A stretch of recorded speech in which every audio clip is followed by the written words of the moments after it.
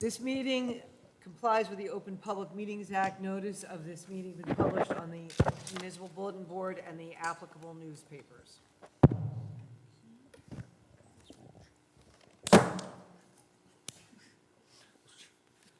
We are really getting it together. I want everyone to feel calm about that. Roll call, please. Here.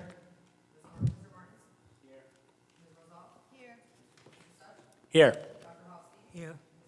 Here. Okay, I believe we have 4 resolutions, Ms. Cipriani, am I correct? You are correct. All right.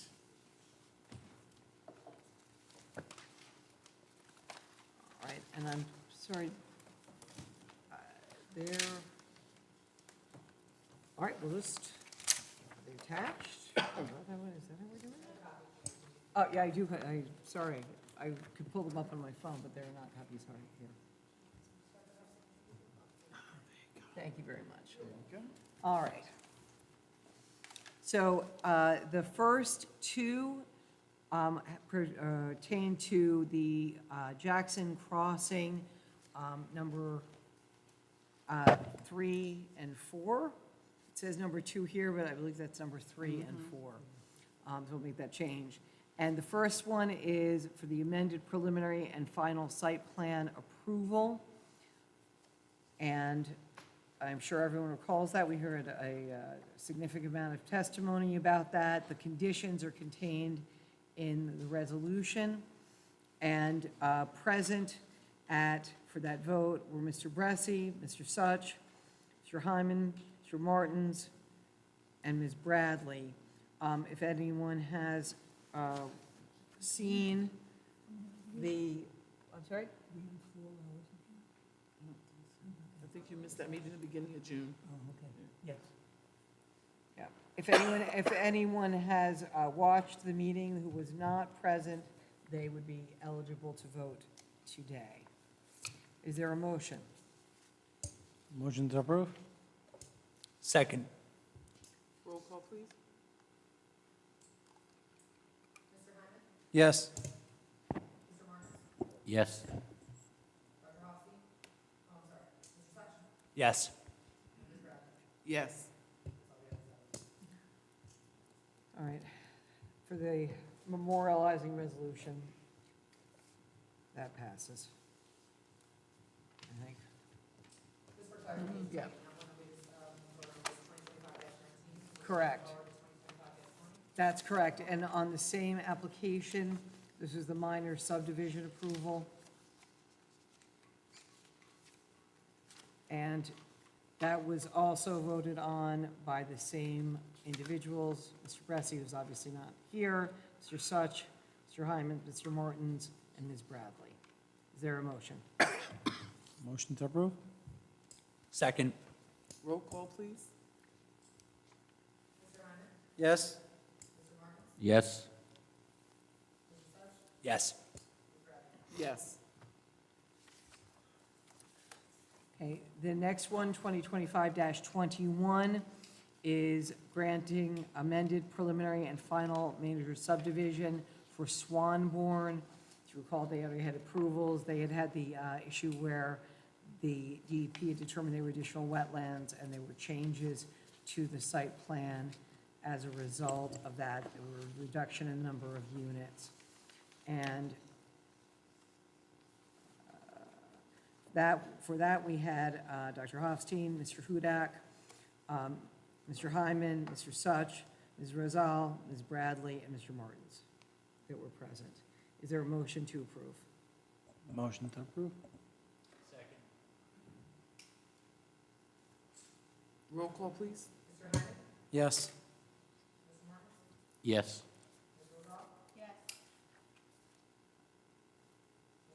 Yes. Yes. Yes. Thank you. And the final one for this evening is Resolution 2025-22. This was approving the sign variance for, the application was made by Powerhouse Signs for Skechers at the outlet, and the conditions that were in the professionals' reports are included in the resolution. on that date. It was moved by Dr. Hofstein, seconded by Mr. Bressi in favor. Mr. Bressi, Mr. Hyman, Dr. Hofstein, Ms. Rizal, Mr. Martins, Mr. Such, and Ms. Bradley. Is there a motion to approve? Motion to approve. Second. Roll call, please. Yes. Yes. Yes. Yes. Yes. Okay, thank you very much. All right, we also have some minutes for this evening. I'm going to do them individually because obviously we have different people who were here for the meetings. The first one are minutes from the August 7th of 2024 meeting. So we're going to need a motion and a second, and those who are eligible are Mr. Hyman, Dr. Hofstein, Ms. Rosal, and myself. Motion to, second? Okay. I'll second it.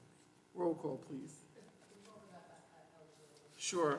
Mr. Hyman, Dr. Hofstein, Ms. Rosal, and myself.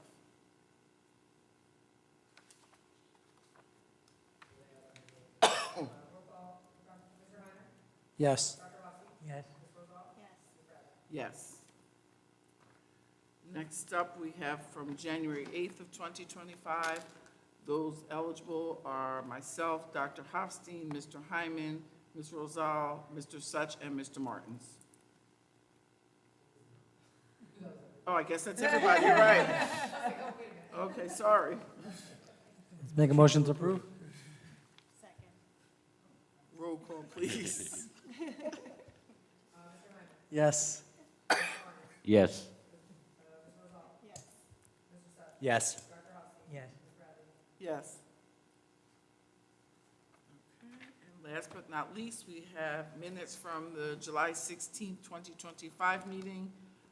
Myself, Dr. Hofstein, Mr. Hyman, Ms. Rosal, and Mr. Martins. Motion to approve. No, just Jason, Mr. Such is not.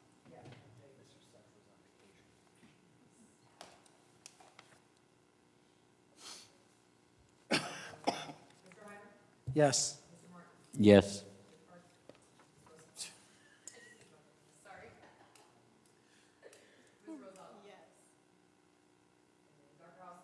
Yes, with special thanks to Kathleen, who was able to make sense out of what was said. Yes. Did you call Mr. Martins? Oh. Yes. We should know. have stayed home. Thank you. Next up, we have, we did minutes. Now I have 3 vouchers. We will, 4 vouchers, excuse me, handle them all at one time. I have one for tonight's meeting, 8/6/25, for attending the meeting for Ms. Tumalo. I also have January 8th of 2025, January 15th of 2025, and then 8/7 of 2024 for doing the minutes. So I need a motion and a second to approve all 4 of the vouchers. Motion to approve. Roll call, please. Yes. Yes. Yes. Yes. Yes. Do we have any announcements this evening, Ms. Cipriani? Yes, we have one regarding number 3 on the agenda. This is Ursino Guerra Villalobos. It's a use variance. It had been carried multiple times. It is to be carried to October 29th. Notice will be required, and the plans are being revised.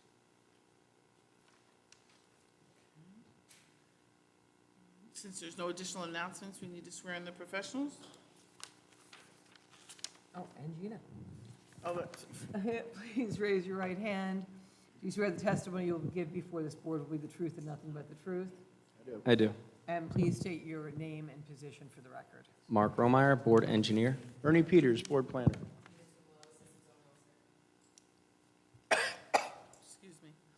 Okay, no executive session this evening. No executive session this evening. Do we have any matters for discussion? Yes, I'd like to bring up the board membership. We are basically having problems having enough members, particularly when we have a D variance. Tonight, we are 3 members short. Next week, we have, next meeting, we have 2 applications. Both have been carried numerous times because of a lack of membership. So I first would hope that the council will complete the appointments. And the other thing is, Mrs. Parnas has not been here for over 5 months, and we know she had maternity leave. Hopefully she's well, hopefully the baby is well. But I think she has to let us know whether she plans on continuing being a member of the board, and if she does, please try to show up, particularly next meeting when we absolutely need 7 members here. So, thank you. Thank you, Dr. Hofstein. Any additional matters for discussion?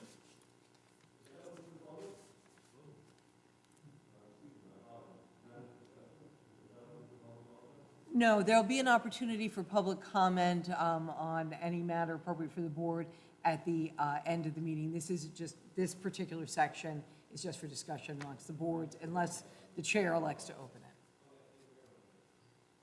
it. Yeah, just one thing on that same topic. So our new member, I was just a little confused. She's no longer going to be joining the board? Ever? Correct. Okay, because I know.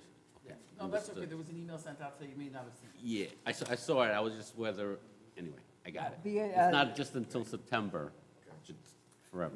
No, she's not able to take her seat, and so presumably the council will act to fill both that vacancy and the alternate number 1 at the next council meeting. Okay, thank you. That is our hope.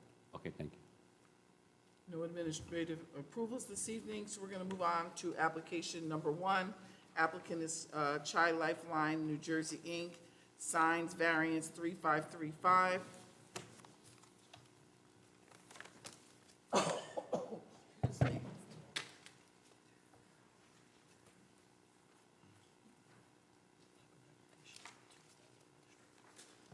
Good evening. Good evening, ladies and gentlemen. Michael Roberts from the Roberts Law Firm, presenting Ian Borden on behalf of this application. Thank you. My recollection is that Mr. Borden had been sworn previously, but Mr. Borden, do you swear that, or affirm that the testimony you'll give before this board will be the truth and nothing but the truth? I do. And I believe your credentials have already been accepted in this Thank you. matter. Thank you. So let me quickly explain. After our last hearing, we had received some directions and some guidance from the board and the professionals. So we revised the plans. We have the exhibit on the screen now, where there's two pages of plans that we submitted. First is the freestanding sign. Just a brief recap of where we were. Please be reminded that the site plan that was approved in 2005 has an approved freestanding sign located in the front right corner of the property, which is, has 100 square feet, which is, a variance was granted at that time. Height is 16 feet, setback of 30 feet.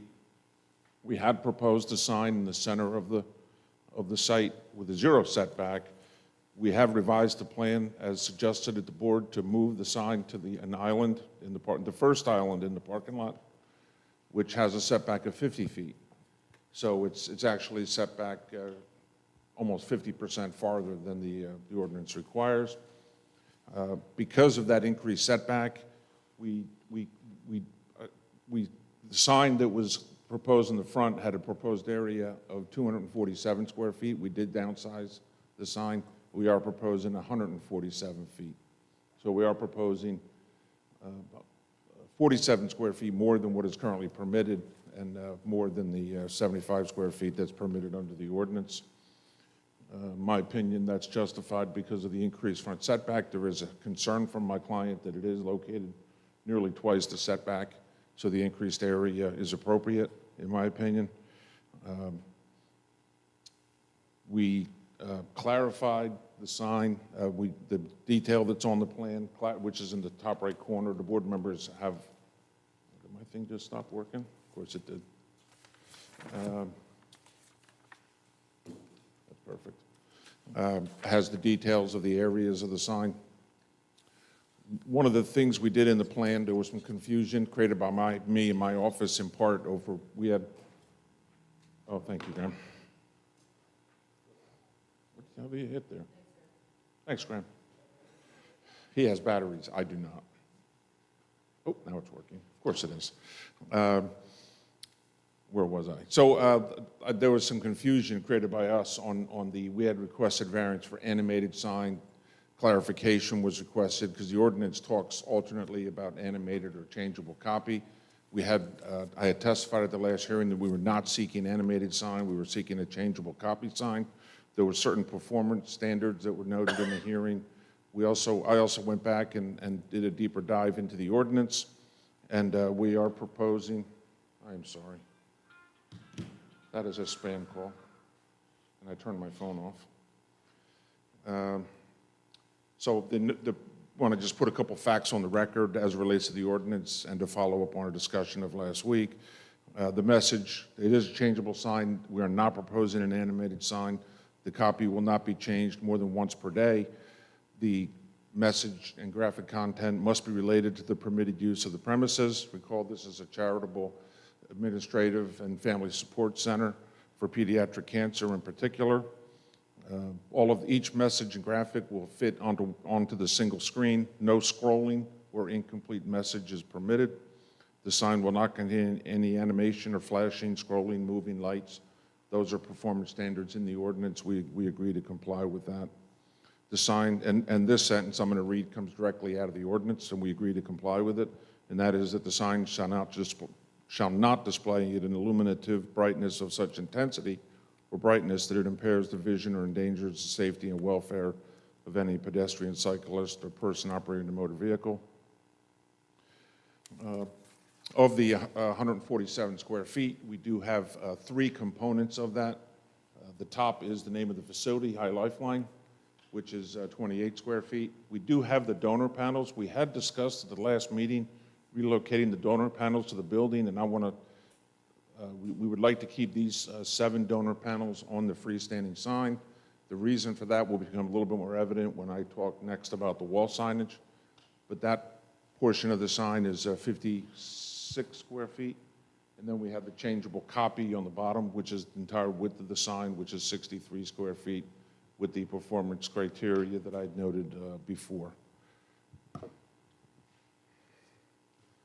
So what we are seeking is 2 variances for the freestanding sign. One, as I mentioned, the sign area of 147 square feet, where 75 square feet is maximum permitted, and second is the changeable copy sign under 207A20. We're proposing changeable copy on the 63 square foot. If we could go to exhibit the next page, please, Anthony. We'll talk about the wall signage. The wall signage was brought up at the last hearing. The facts were brought to our attention that because this is a single-tenant building, the sign regulations limited to a single wall sign, even though the building is 34,000 square feet. Recall that this site plan was approved in 2005 as a shopping center, which had multiple tenants, approximately 10 tenants. So the original approval had 10 wall signs, plus or minus. But being a single tenant, that is something that the ordinance says. So we have built that into our submittal. This is the second page of our submittal. It's the rendering of the front of the building, prepared by the architect, Rise Architecture. And I wanted to, and the notations on the plans, and I want to testify as to some relief we're seeking for the wall signage.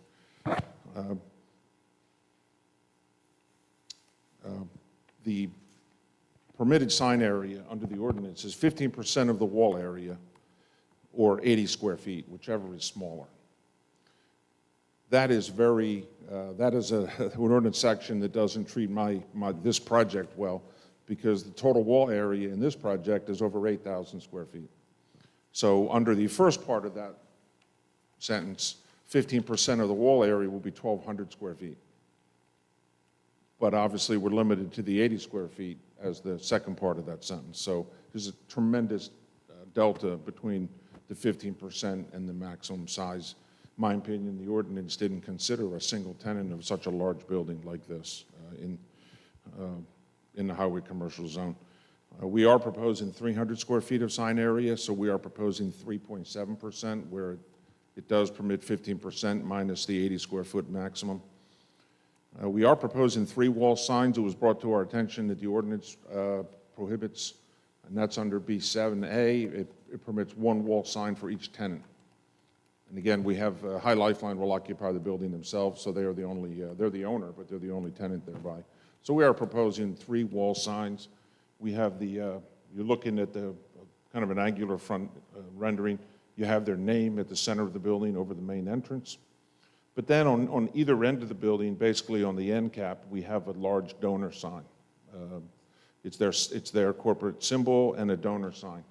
And we are proposing donor signs on the building and the sign because the donors' names on the building are the mega or large donors that donate large portions of the building, of the inside of the building. And then the sign, the freestanding sign, is reserved for the smaller donors. So it's very important to my client that they be permitted to display the donors. Donors are very important to their charitable business, so it's very important that they be permitted to have the donor signs on both the building, the 2 larger ones on the building, as well as the 7 smaller ones on the portion of the freestanding sign. Lastly, there is a design waiver. Lastly, there is a single design waiver that we're requesting under B6D of the sign ordinance, section 207. Any freestanding sign is limited to 4 colors, and we just simply ask relief from that. Again, we're not proposing an animated sign, but 4 colors is limiting from a graphic perspective, so we would just ask for a waiver for that. It would be impractical to limit the colors to just 4 colors. All the signage, including the wall signage, will be internally illuminated, and there is no changeable copy or animated sign proposed on the wall signage. They will be static, internally illuminated sign. Any questions for Mr. Borden? Ms. Tumalo? Oh, sorry, Dr. Arce. On the freestanding sign in front, is it going to be on the ground or raised? Thank you. It's a great, yes, it is a we had proposed a ground sign where it was on the ground, but if you don't mind, Anthony, go back to A1. By moving it backwards, we raised the bottom of the sign to 5.5 feet above the ground. We've maintained the maximum height of 16 feet. So we didn't make the sign itself any higher, but we raised the bottom of the sign up so you could see it over the cars. Doesn't the ordinance suggest that you put some kind of plantings around a raised sign? Yeah, we'll provide the landscaping as required by the ordinance. And That's primarily for a ground sign, but we'll provide the landscaping. okay, thank you. The wall signs, how permanent are the names on the building going to be? My understanding is they're permanent. Once they make that donation to donate that portion of the building, it's permanent. It's not changed. Well, because we see stadium rights change and hospital names change, Uh, depending on who comes up with To more my money understanding, later that's on. it's permanent. Well, if you do change the sign, can you come before the board and let us know and let the zoning officials know? That's fine. Okay, thank you. I'm sorry? Oh, I thought he was speaking, I'm sorry. Go ahead, Mr. Tumalo.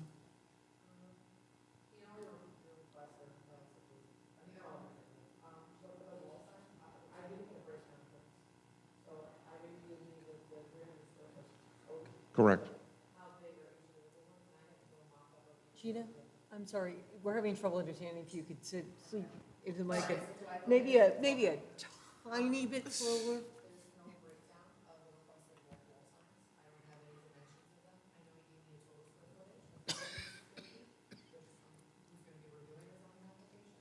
I had the same question, and I'm not going to be reviewing the zoning applications.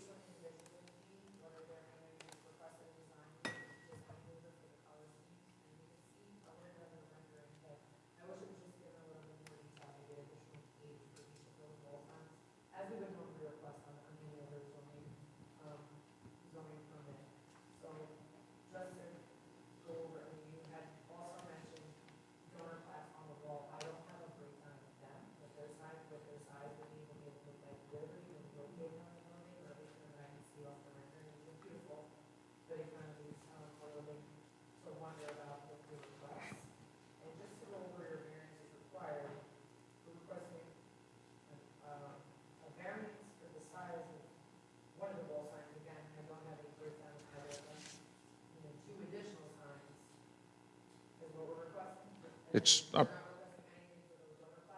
No, we are. We're requesting two variances for the wall signs. One is the total sign area for the wall sign is 300 square feet. That includes all three signs. So all three signs together will not exceed 300 square feet. So we will provide details of the lettering and the size of the letters and whatnot within that 300 square feet as a condition of any approval, but we're limited to that 300 square feet.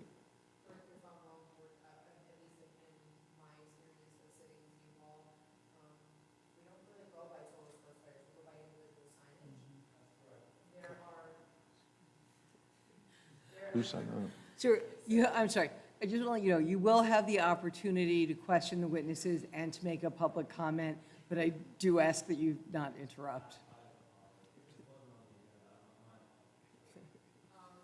I would, that's where that detail of the individual wall side breakdown, where that can come into a little bit right there. And then just to be more specific on the variances that are being requested, essentially, we're all getting to the end zone, the same, it's just which route we're taking to make sure that our paperwork is proper.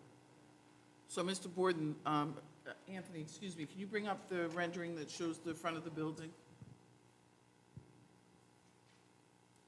Thank you.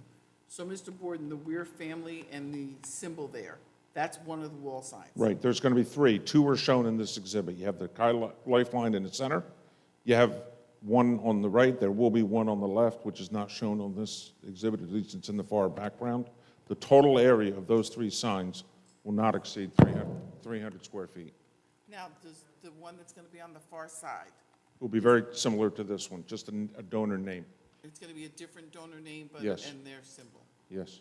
But we don't know the exact dimensions? Well, I of don't those know the signs. donor names yet, so No, no, you're no. asking me an impossible question.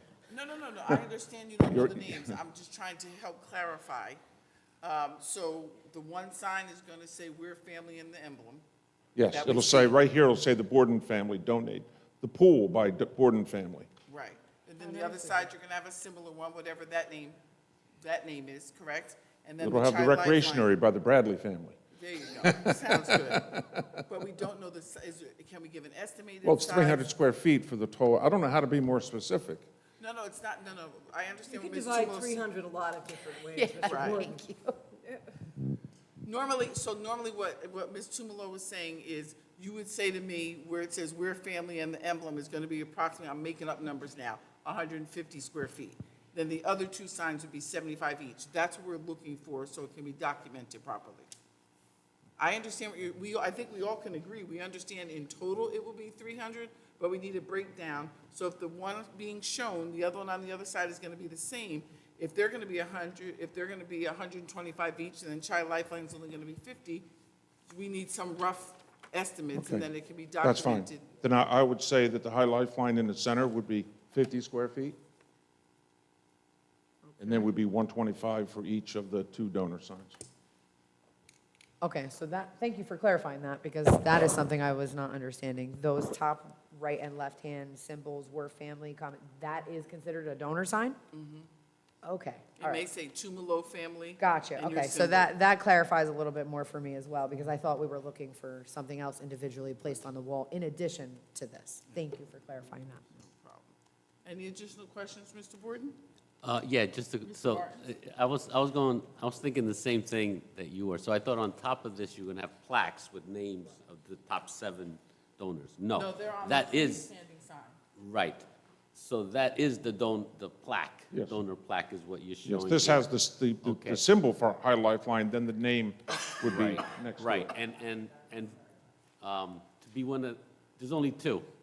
There's three. only 2 top donors, right? There's not Yes, that's top correct. 10, top 5. That's correct. There's only 2, we're- and it's gonna be one on each corner. That's correct. Got it, okay. That, yeah. I thought you were gonna have the top 10 on there. No, and no, then we're- the bottom 10 at the corner No. or something. All right, So got then, it. just to clarify, That's a we're lot gonna, better. we're gonna That's a go lot that better. middle Child Lifeline as 50, and the two big, larger donor signs, at 125? That's approximately what we're requesting? Yes, yes. Okay. Right, and then obviously for any condition of resolution approval. Right. And where will additional donors' names be placed? Will they be inside the building or outside? They're placed outside on the facade. I'm sorry? Replace the raised lettering on the outside of the facade. Maybe I'm not understanding, I can't hear very well your questions, Dr. Hofstein, you're not in the microphone. Yes. It's working, sorry. I don't, Okay, let's start again. Just where are the other names going to be placed? the other names, Yes, the additional donors. we have the 2 donors on the building, and then on the Oh, free, okay, the first sign that we discussed. Oh, okay. So those will be 7 different names or whatever it Yes. is, plus the 2 buildings? Yes. Okay, thank you. Okay. Got it. Any other questions to Mr. Borden? Mr. Romeyer? Just to clarify, the ordinance states when there's 2 sides to a sign, a digital sign, you measure only one side of the sign. So I just want to confirm, is this digital sign double-sided? it's double-sided. Yeah, so in total, it still would count as 147. Correct. Sorry, not the digital portion, but, Correct. yeah. And then, can you just confirm that's the only digital sign proposed for the whole application? The changeable sign is the 63 square foot portion of the freestanding sign. No other changeable copy sign is proposed. No animated sign is proposed. Will there be any audio sounds associated with the sign? No. Okay, that's all I had. Thank you. Mr. Peters? Nothing, Madam Chair. Any additional questions for Mr. Borden? Oh, Gina, Ms. Tumalo? I just want to once again clarify the variances. So Ian, if that child lifeline over the door sign is 50 square feet, then you really, in reality, only need a variance for 2 additional signs. Because we're breaking it down by individual signs, not your total square footage. If that's the way you want to phrase it, yes. I mean, I guess that would be up to the preference of the look- board on how to receive that. I look at it as total signage area. The ordinance limits the total sign area because of the single tenant to 80 square feet, and we're proposing 300. And we're proposing 3. I guess that would be up to how the board wants to receive that, but as long as it's specified in the resolution, Gene, how we broke down that, whether it be by total sign area or 2 additional wall signs at X amount of square feet, because the Madam additional wall Chair, signs are still it's larger both. than the minimum. It's both. He's asking for 3 signs where one's permitted. He's asking for 300 square feet where 80 square feet is permitted. All the other testimony about, you could have 10, it doesn't matter. The application's for 1 tenant. He's entitled to 1 sign, he's asking for 3. He's entitled to 80 square feet, he's asking for 300. Those are the 2 variance reliefs as it relates to the wall sign. Thank you, Mr. Peters. So just to clarify for everybody, so we're all on the same pages regarding the freestanding sign, they are requesting a variance for the sign area and for the changeable copy on the portion of the sign that's changeable copy. I believe Mr. Borden said 67. 63. 63, sorry. And regarding the wall signs, as Mr. Peters said, they are requesting a variance for 3 signs where 1 is permitted, and they're requesting a variance for the square foot. 80 square feet is permitted, and they're requesting 300 square feet. Is that clear? Yeah. Okay. And if we go to a vote, I will go over the list of conditions I have to make sure that we're catching them all. Thank you. Any additional questions for Mr. Borden before I open it to the public? Okay, I'm going to open this to public session. Anyone wishing to come forward at this time to discuss what's been testified to this evening, please do so.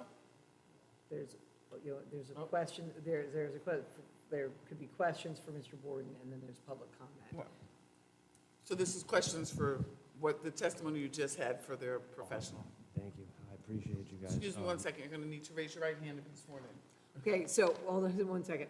So my understanding is you're saying, sir, that you don't have questions, so just, if you'll just, I have concerns, I have questions. I could ask questions if you'd like me to ask questions. I want to make sure I'm abiding by the rules properly. All right, you know what, so what we'll do then, with the permission of the chair, we'll take this as both your public comment and your opportunity to question the witness. I appreciate that. All right, and now if you could raise your right hand, please. Do you swear that the testimony you'll give before this board will be the truth and nothing but the truth? Absolutely. And please, could you give your name and address for the record? Surely. My name's Adam. I live in Jackson, New Jersey. Could you speak into the microphone or? My apologies, sir. Which My name is one? Adam Heidi, and I live in Jackson, New Jersey. So my question is, have any letters of intents been done on this property from the very beginning? Did we delineate any pineland, wetlands, buffer zones, and furthermore, ensure that we didn't build on a conservation overlay? Yeah, sir, if I may, just to make it clear, this is not the site plan application. The questions that you're asking sort of go to when, so this building is approved, their site plan is approved. This Okay. is now only the request for a variance about the signs. That's why you've been hearing so much talk Awesome. about the signs tonight. Surely, surely. Now, where you plan to put this sign is within that 4.8 or 4.3 acres, correct? It's within that property? Yes. Awesome. Now, within that property, did you perform or submit any letters of intent? So this, can I clarify? So this application, Mr. Heidi, was approved back in 2005. So all that was handled under that original application and that original resolution compliance. Okay. They're back here now, believe it or not, 20 years later, Lovely. to get a variance for the sign. Okay, so those are my questions. No, that's fine. We're just- Would you we're like just my waiting on comments? I would prefer not to be interrupted. Certainly, if you Respectfully. want to make comments, it's an My concern opportunity is for public I comment. went on our SDL portal and I'm not finding any applications, inspections, letter of intents, environmental impact statements relative to that property, even though there's properties a few blocks over that were mandated to submit those kind of things. That's my concern. Yeah, I'm I'm sorry. not seeing any delineation of buffer zones. It's right next to a plot of conservation overlay that our town designated. So I'm just concerned why we can't find any environmental impact statements, anything relative to the environment, species inventories. So you That's- said, I'm sorry, and I'm having a little bit of trouble hearing you, but, so bear with me. So you're saying that you made a request to examine the file from 2005? The entire property, active currently. Everything that's currently pertaining to this property, there's nothing relative to the environment, which they would have to have formally submitted based on the square feet of the property. Stormwater management, Yeah. our own local ordinance, over 20,000 feet, square foot. I'm not finding a single documentation relative to these forms that would have to be Yeah. submitted. If- That's my If concern. I can, yeah, let me just clarify for you. So currently, there's a site out there called SDL, right, which has, you put in an address and it gives you all the applications that supposedly ever been made, supposedly. This right? property has I don't know 77 how far listed. back it goes, to your point, 2005 or not. Maybe you might answer. And so what he's saying, the council had informed him, hey, you can go there, check it out, it looks great. So he did that, and he didn't find any of that Within the 77 2005, uploads, right. within the 77 attachments that were uploaded to that property, not a single one was relative to the environment. And based on our local ordinance, over 20,000 square footage, you would have to submit a letter of intent to delineate, make sure it's not within the pineland region, within a wetland region, a buffer zone. The square footage itself would require a stormwater management report. That's our own local ordinance and New Jersey law. So the information that is legally mandated is either not being executed or it's, so Or- that's my concern. Yeah, or it wasn't uploaded onto that site. I So, hope so. so, yeah, go ahead, please. Hi, Adam. Thank you for coming and bringing that to our attention. That is something, especially when it comes to an application that's been before the board, we are behind in the times and not everything is scanned appropriately up on the website, so we apologize for that. If you notice the bottom of our agenda, and for every meeting agenda, we always say if you would like to take a formal look at any of our documentation, make an appointment with Dawn, we can bring you in for that. Is that something you've done thus far? You've sat down, you've looked through I their have an original, open only request because it's since 2005, so Oh, absolutely. yeah, So not I guess everything I'll- has been uploaded. I submitted an open request for all of these environmental reports. Okay. So we'll see in 1 week, or I guess 6 days, right? Okay, not a And- problem. and- Yeah, and- listen, again, I just wanted to keep you abreast of that, because I do work in the office every day, so I know that.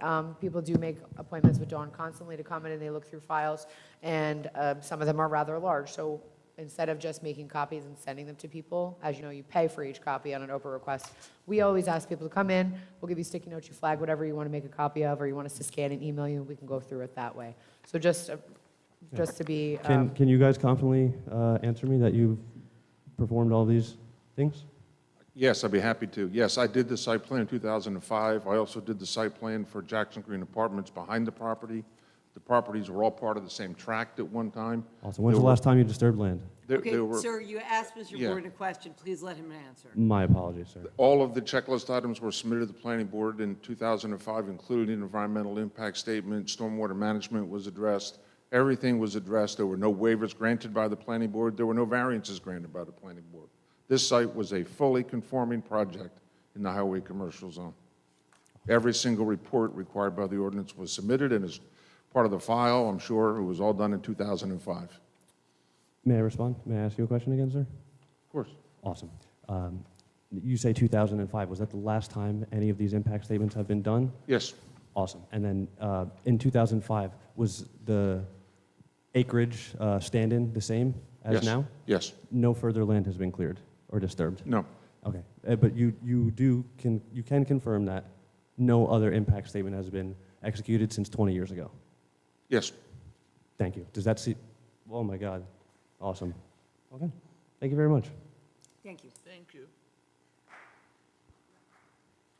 Yeah, let me just say for anybody else who, because I went on that site as well, I thought it does need to be updated.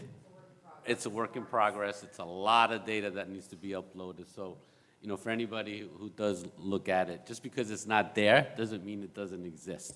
It's a work in progress, as you said. yeah, So, just another commentary. We Just- currently are looking in third-party scanning companies to do that work and get it up to date.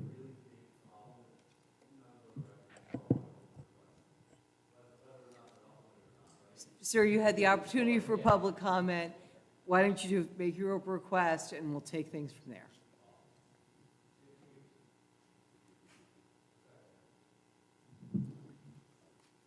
Any additional questions or comments for Mr. Borden for the applicant? Anyone else in the public wishing to come forward regarding the testimony you've heard this evening regarding this application? Seeing no one else come forward, I'm going to go ahead and close public session. Mr. Borden, do you have any closing statement, or are you good? No, I think we're fine, thank you. I figured as much, but, okay, Board, it's up to us for discussion. All right, just to review what I have currently as conditions for the freestanding sign, it would be a changeable sign, not animated. It's 147 square feet, including both sides of the freestanding sign. The address must be on the sign. It was agreed that it would be relocated and it would be raised. It will remain a total of 16 feet, but it'll be raised 5.5 feet with landscaping around it. There will be 7 placards, donor placards, on the freestanding sign. The sign will be dimmed at night, but not turned off. That was the testimony on response to that question. It will be changed no more than twice a day. Once, okay. Things have gotten better since the last time we were here. Once a day. And for the wall sign, there would be a total of a variance needed because it would be a total of 300 square feet of wall signage where 80 square feet is permitted. 300 square feet is for all 3 signs together.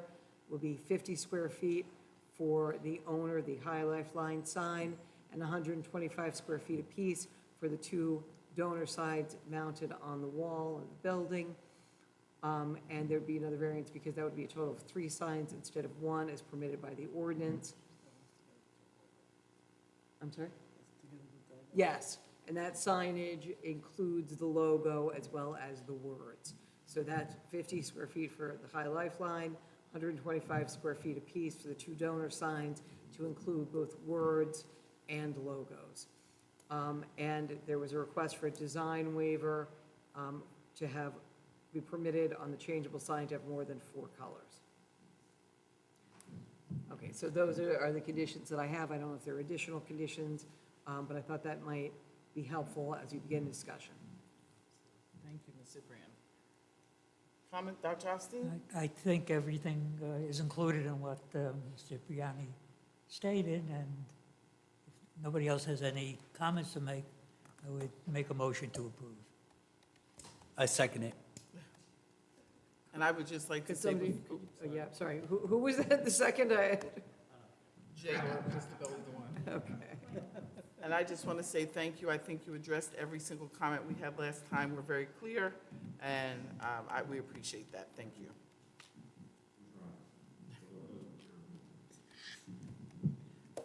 Be nice, Mr. Borden. So we have a motion and a second on the floor. Roll call, please. Mr. Hyman, Yes. Mr. Martins. Ms. Rosal. Mr. Such. Yes. Dr. Hofstein. Yes. Ms. Bradley. Yes. Congratulations. Thank you so much, appreciate it.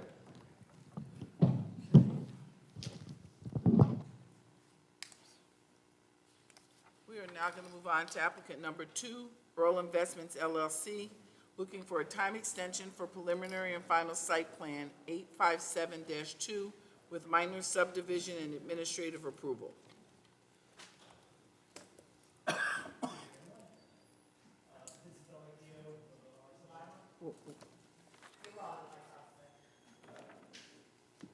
Sorry about that. Vincent Del Ricchio of RC Shane Associates. I'm here on behalf of the applicant.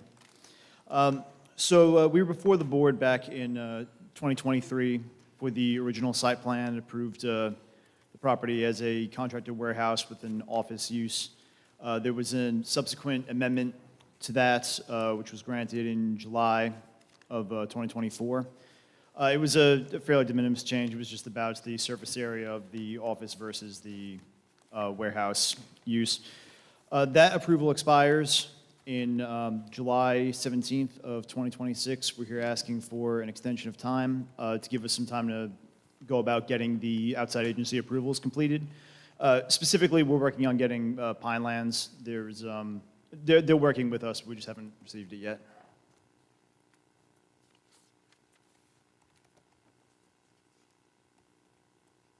Okay, so is that the only outside agency you're waiting approval on?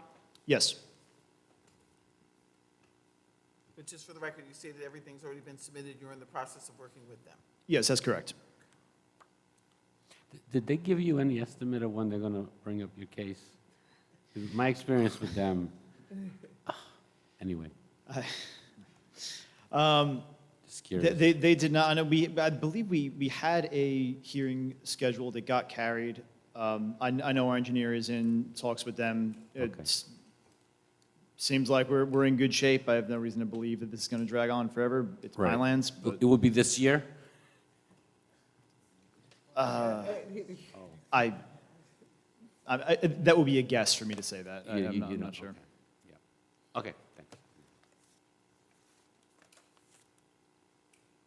Any additional questions, comments?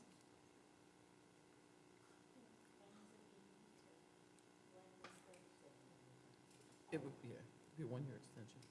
Were there any other extensions prior to this one? I believe this is the first extension, because the approval that we got was in July. It was July of 2024, so that one expires in 2026. We're looking for the extension to 2027. So our current one is still good until July of next year. We're, just being proactive about this. I don't recall how many extensions or what the time length is. I think Mr. Peters had mentioned it once before. Normally with site plan approval, you get 2 years. You can ask for 3 one-year extensions under preliminary. Under final, I think it's the other way around, 3 years and 2 one-year extensions. I could have it backwards, but in total, they're entitled to 5 years of protection. So if they're entitled to 2 years because they got preliminary and final at the same time, they're entitled to 3 one-year extensions. The applicant does have the burden to prove to the reasonable satisfaction of the board that they were barred, either directly or indirectly, from obtaining outside agency approvals, and they need to prove to the board's satisfaction that they diligently pursued those approvals. So while learned counsel is here, We don't have a witness to say what the status of the applications are other than they're pending. So I don't doubt that the information that's been given to the board is not correct. And I think any of us who has served on a board understands that sometimes Pinelands or CAFRA can take their sweet time. That So we if the realize. board is looking for more direct information than the applicant's attorney can provide, you'd have to carry the application and get more information from the file or from the engineer. But on balance, they're entitled to a total of 5 years of protection from zone changes, simply by showing us that they've applied for all the outside agency approvals that are pending. If they simply sat on the application for 4.5 years and then came back in and said, well, we have a problem, it's going to take 9 months, well, we're going to have a hearing then. They're here, quite frankly, a year in advance of when they need the application, the extension of the approval, asking for that now, so that they don't have to do it next year. And I assume you have a paper trail of all of this too. Yes, and certainly, I can represent all this to you. If you require us to bring the engineer in and have him present testimony, we're more than happy to do that. But, Yeah. but, Right. oh, and we, yeah, we That's what I have, will do. we'd be happy to do that, yes. Okay, thank you. Mr. Romar, any comments? Only just to confirm, I agree with the applicant's attorney's dates that he's put on the record. They appear to be accurate.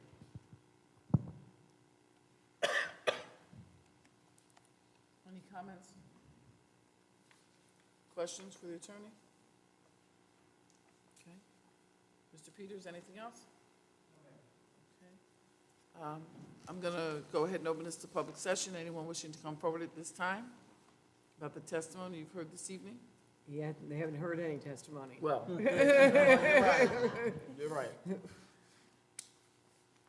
So we're going to go ahead and close public session. Board, it's up to us. They're asking for an extension because they're waiting for Pineland approval.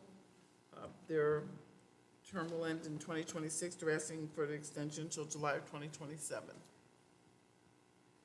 I'm sorry, I just, if you could just make clear to me, I certainly understood that you were trying to be proactive, but your belief is that you will not have Pineland's approval by July 17th, 2026? That appears to be the case, yes. I think they're just trying to be proactive on this because, I don't know, I'm sure you have too. I've been through some horror stories with Pinelands personally. I know certainly my office has. So really, I think this is just an effort to be proactive here, so we're not coming in at the 11th hour asking for this. Well, I think particularly there's a new master plan coming out. And I think he wants to cover himself on that too.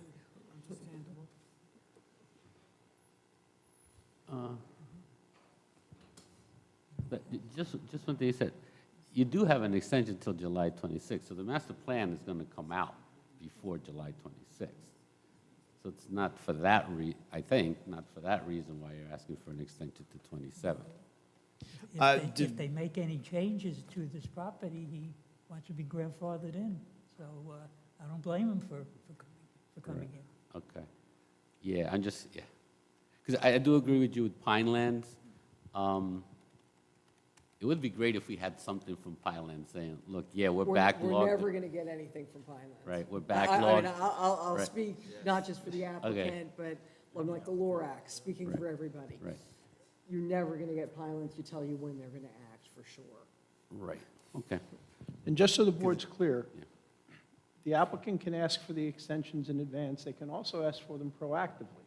They could come back here on year 4, day 365, and say, we'd like to ask for 3 one-year extensions, because we've been working diligently to obtain these, and we expect them in the next 30 days. So we need a 29-day extension after 5 years. They're entitled under my reading of the land use law to do that as well. So I don't want the board to get hung up on why are they asking for 1 or not 2, or why are they asking for it now. It's their choice to ask for it. It's also their responsibility to give the board information to prove the requirements for the time extension, which I believe the applicant's attorney has done and has offered to the board to get something in writing from the applicant's engineer indicating the status of submissions of outside agency approvals. Ms. Romar?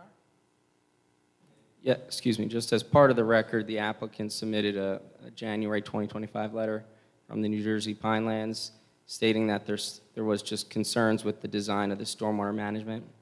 So it appears that there is still engineering concerns that are being addressed. Thank you. We didn't have any public testimony, but if you'd like to come up and make comments, please feel free to do so at this time. And sir, you were sworn previously, so you remain under oath, but if you could state your name again for the record. Surely, my name is Adam Heidi, and I live in Jackson, New Jersey. In similar vein, my concerns are that, especially if we're dealing with the potential pineland zone, have any inventories of the wildlife been done, the fauna, the flora? I think it's unfortunate this evening that you're coming on these applications that are on these very discrete issues, because these things that you're talking about would have been done at the time of the original application. And if they weren't done, it would make all the progress unethical and in violation of the law. That's why I'm speaking. I'm not out of order. I understand that is your So position. my You're question entitled is, to make can that you comment. confirm that whatever you're building, you guys have done a letter of intent, you've inventoried the species on property? I mean, to my knowledge, we've complied with whatever we had to comply with. This is back in, I'll give you the date, it's 2023 was the original resolution. So certainly, if you want to look at any of the documents from April 19th of 2023 was when the whole original application was made and approved, and everything would have been presented at that time. Since then, we've been working on compliance. Okay, and if you guys do get approved and you plan to disturb land, will you guys submit another ecological impact statement relative to the 700 days that have passed? Okay, so this is, again, this isn't a request, it's for a very specific thing. It's a request for an administrative approval to extend the approval time it's in Pinelands. So certainly, as with the prior one, you have every opportunity and right to look at the underlying application, and Pinelands is also, applications are also available through that place. Awesome. or I'm that just asking questions. commission. Thank you. Thank you. Anyone else from the public wish to come forward and make comment? Seeing no one else come forward, we're going to go ahead and close public session. Board, it's up to us. I'll second the motion. We have a motion and a second. It's a motion to approve. Motion to approve. With Dr. Hofstein's, With a condition. We have a motion and a second. Yep. Roll call, please. Mr. Hyman? yes. Mr. Martins? Yes. Ms. Rosal? Yes. Mr. Such? Yep. Dr. Hofstein? Yes. Ms. Bradley? Yes. Thank you. Thank you very much. Do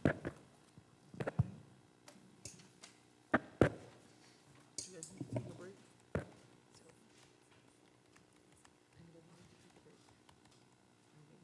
Strangely, okay. I know, right, we're already using one.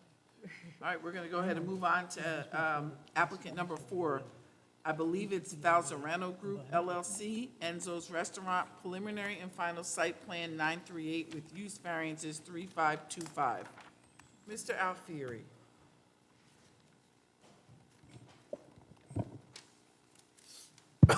Good evening, Madam Chair, members of the board, Salvatore Alfieri, Cleary, Giacobbe, Alfieri, and Jacobs on behalf of the applicant.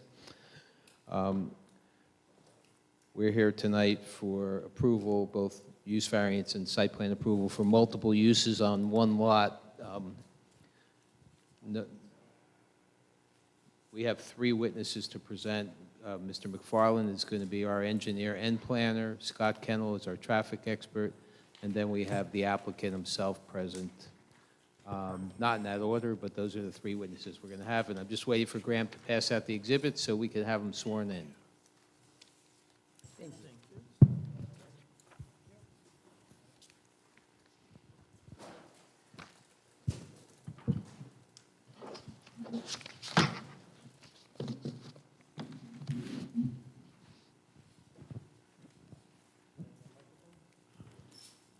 Is there another microphone or just one? I can stand there.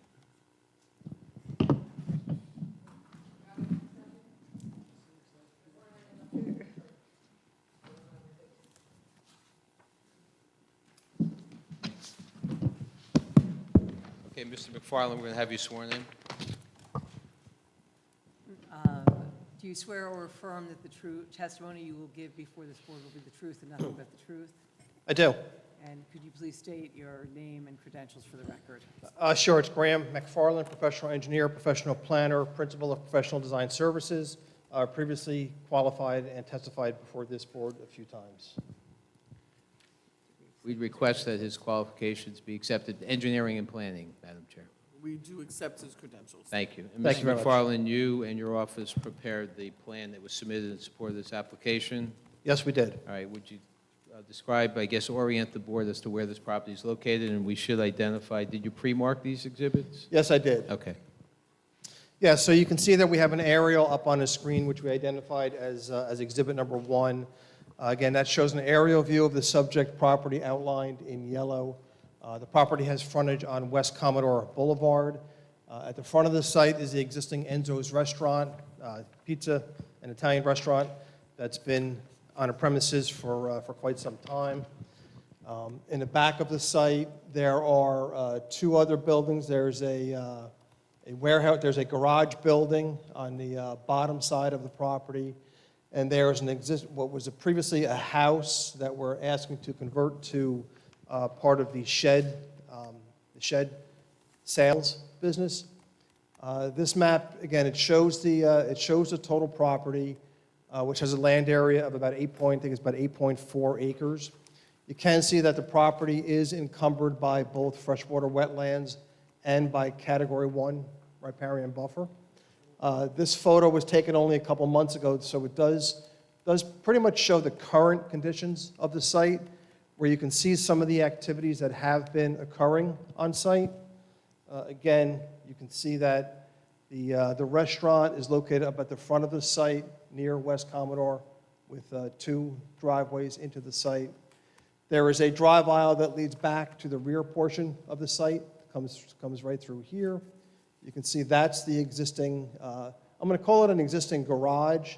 It actually was approved by the zoning board as far back as 1972 with the variance to act as a warehouse for tomato storage.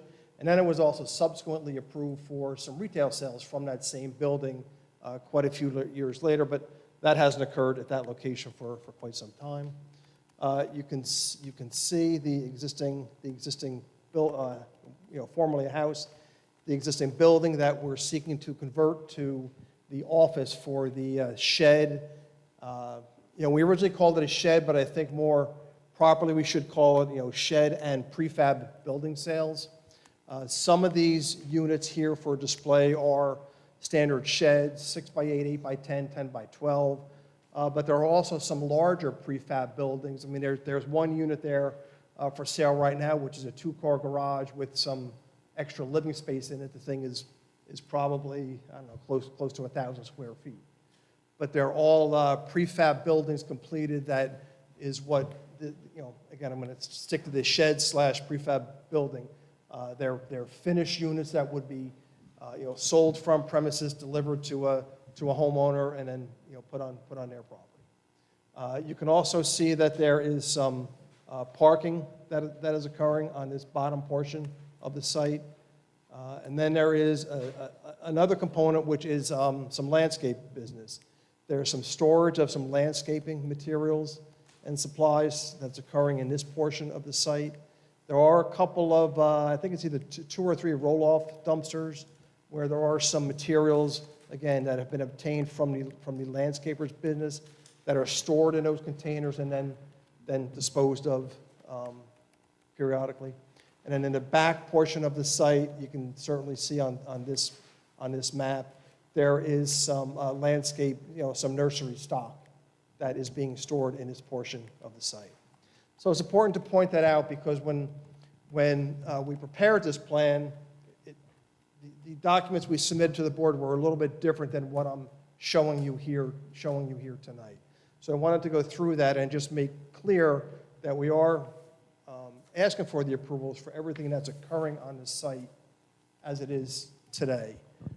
Anthony, if you can go to the next. Wait, before you move off that, can you just identify the different colored lines so the board understands what they represent? Sure, the yellow is the property boundary. This arced teal line is the Category 1 riparian buffer. So everything to the right of that is within the riparian buffer. The dark blue line is the wetlands line that has been delineated. And then the other teal line that follows the wetlands line would be the buffer associated with the wetlands. So again, there are about 8.4 acres in this entire property, and there are about 4 acres of the property which are not encumbered by the wetlands or by the riparian buffer. Anthony, go to A2 or next exhibit for me, Exhibit 2, please.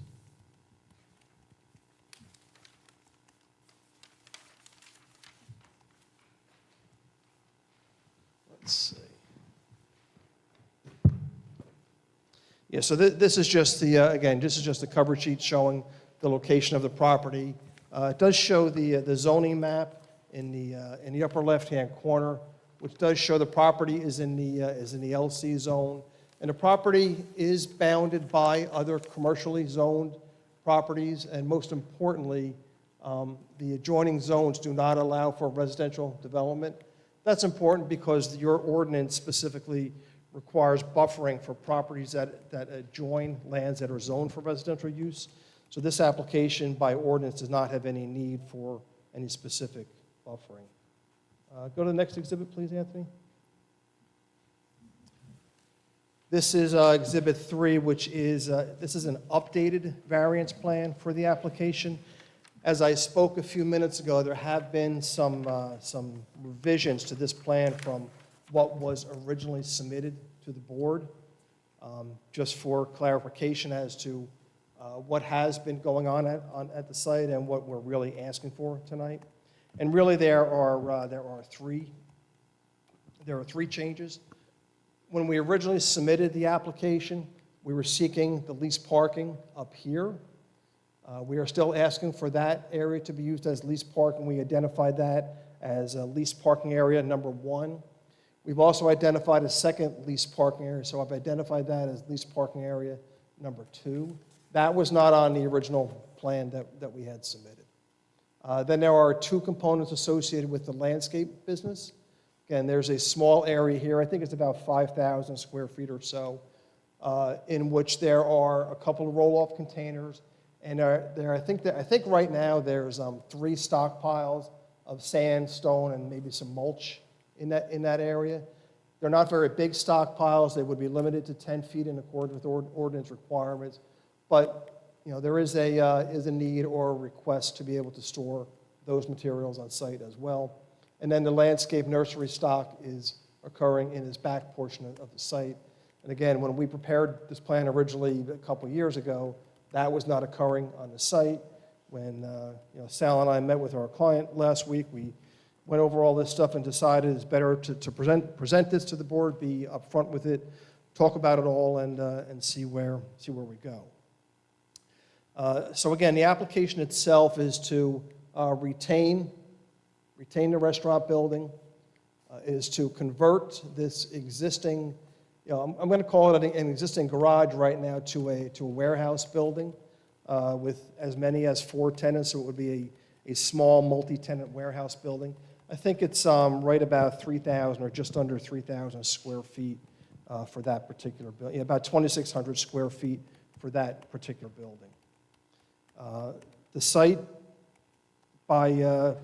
in total, by our analysis, would require 48 parking spaces for the restaurant, warehouse, sales office for the shed business. Right now, what we have proposed on the site is 44 parking spaces. I'm sorry, I think it's 50, let me get the number right. I think I misspoke. We get 56 parking spaces are required for the application by ordinance. And we have 44 that are proposed right now. The restaurant in and of itself is 2,400 square feet. By ordinance requirements of 1 per 50 square feet, the restaurant would require 48 parking spaces by ordinance. The current restaurant has a peak employee usage of about 12 employees on any given time. The restaurant has, we went over this the other day. How many seats? I didn't write that down. I think the restaurant has, and Pasquale is going to correct me if I'm wrong, I think the restaurant has around 40 seats in it, which again would really create a demand of around 12 parking spaces. Employees do park in a gravel parking area over here.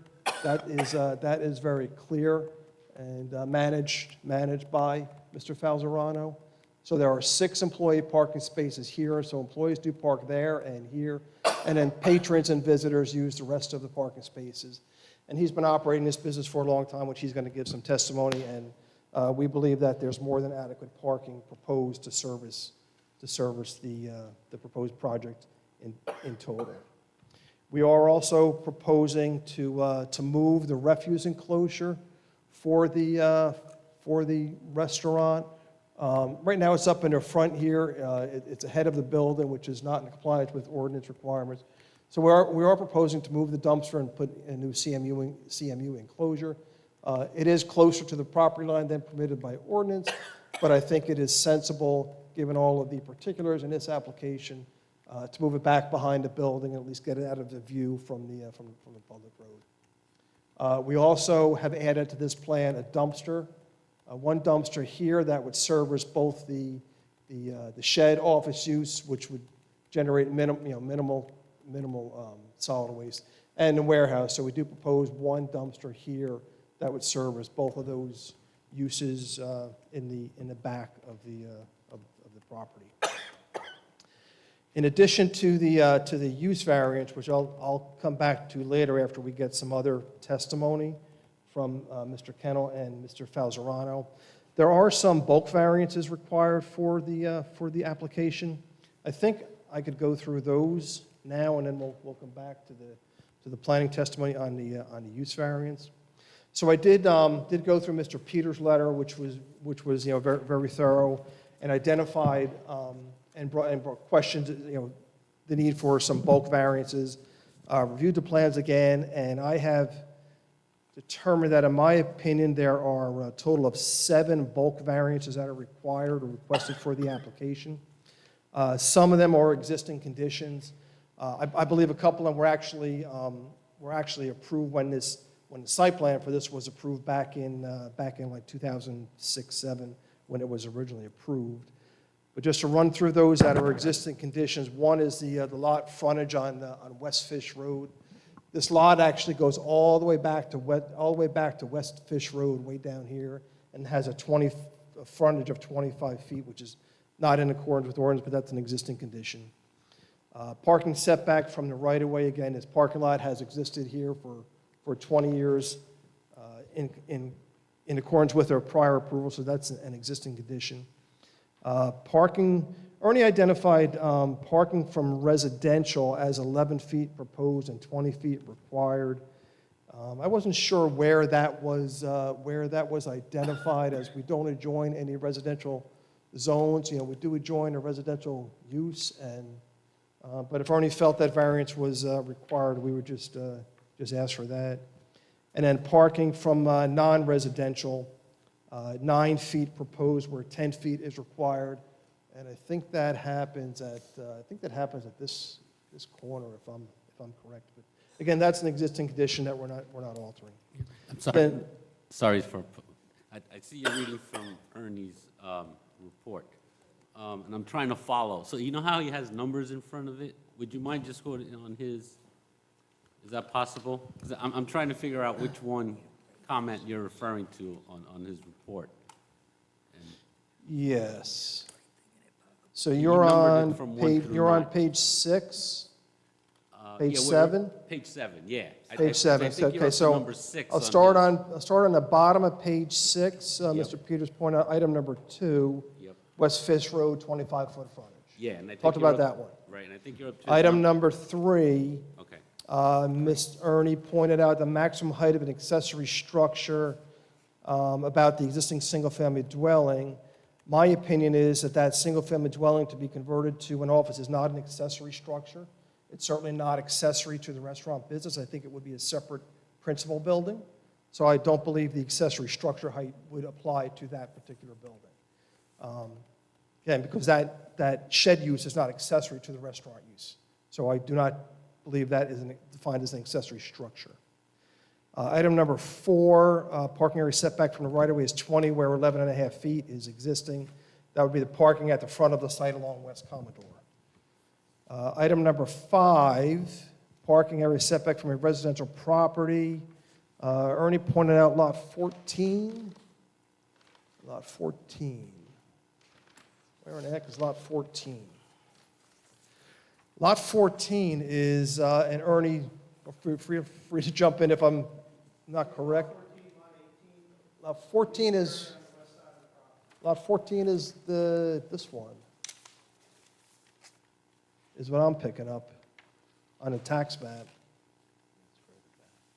So I'm not sure if that lot 14 is the correct designation, Ernie, or if you picked up something different. Down here? Okay, but again, lot 14, based on the tax map, is showing way, I think it's this lot, I can't read, or that lot. Best I can tell.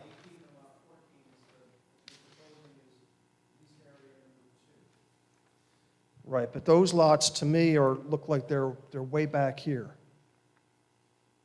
This is lot 20 up here, and this is lot 19. So, anyway, I had a little trouble following which lot was really being questioned, to be honest. But if Mr. Peters feels that variance is necessary, we're just going to ask for the relief because I don't think it's of any great significance.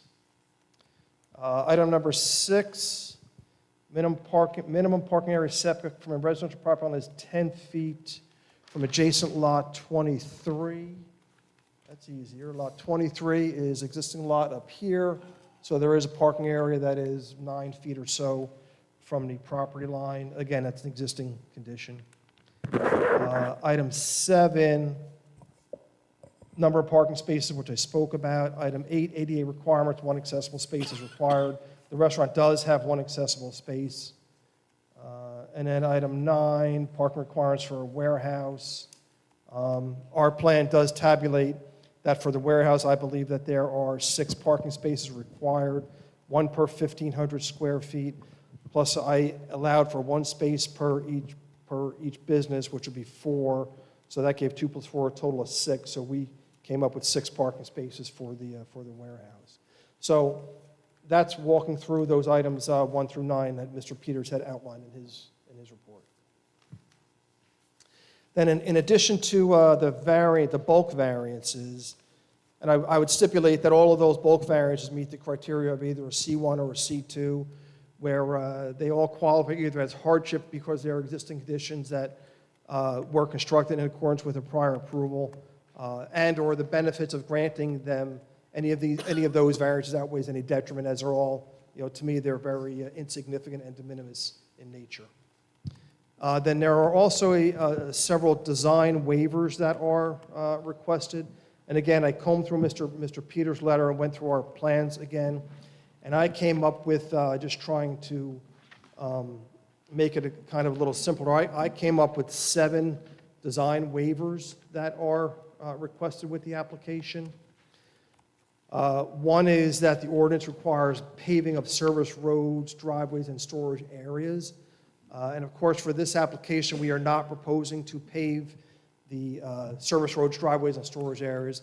the existing paving ends right about here, and then the back of the site right now, there's some compacted gravel that has been installed to allow for safe ingress and egress and use of the property. That has been, does get properly maintained by the applicant and is kept in good condition. So we're asking for that waiver of not having to provide all of that pavement. Next item is curbing around islands and parking areas not proposed. Again, your ordinance does require curbing around all of the parking area perimeters and islands. And there are portions, there is some curbing up front, but there are portions of the parking areas and portions of these proposed parking areas where we are not proposing any curbing.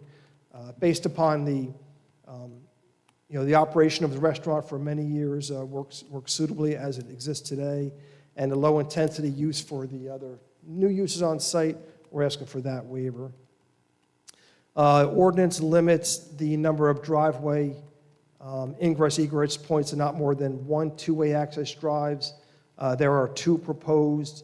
The driveways that exist on the site were constructed in accordance with a prior site plan approval. They're also consistent with county approval. We did submit this application to Ocean County Planning Board, and they did not have any comments. They actually approved the application as is with the current condition. Next waiver would be sidewalk along the site frontage. We are not proposing sidewalk here. Of course, we understand that decision is really up to the board, and if the sidewalk is not proposed, the contribution would have to be made to the pedestrian safety fund in accordance with ordinance requirements. Next waiver would be for site lighting. Of course, your ordinance requires site lighting throughout all parking areas. We're not looking to propose the site lighting throughout this property. There's adequate site lighting that serves restaurant use right now. There will be building-mounted lights for each of the buildings to be converted to either office or warehouse use. We're not proposing any additional lighting in the back of the property for the shed or for the warehouse use. We just don't think they're necessary for these 2 uses. Item 6, the 6th waiver would be landscaping around the refuse containers. Given the location of the refuse enclosures, I don't think landscaping is of any real great benefit on this particular application, so we're asking for the waiver from that. And the last one would be the proximity of the refuse enclosure for the restaurant to the property line. We're proposing it 2 feet from the property line at this corner here. And again, that's moving it out of the front yard back to an area behind the building, which is going to be less visible from the street. So I think that benefits the application. But again, I think that is a design waiver that is required.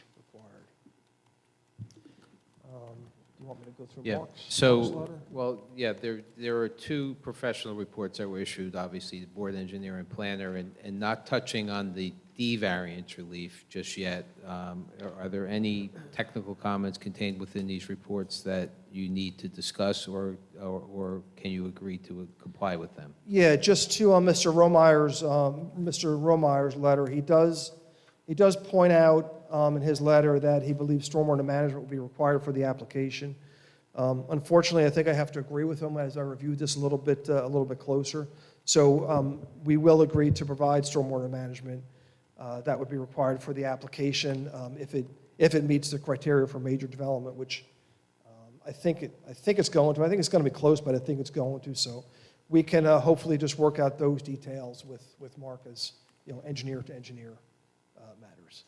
As to Mr. Peters' letter, I did go through a lot of his points already. I'm sure he may have a couple of questions, and I'm going to come back for the detailed planning testimony after the other guys speak. Okay, and then just another follow-up.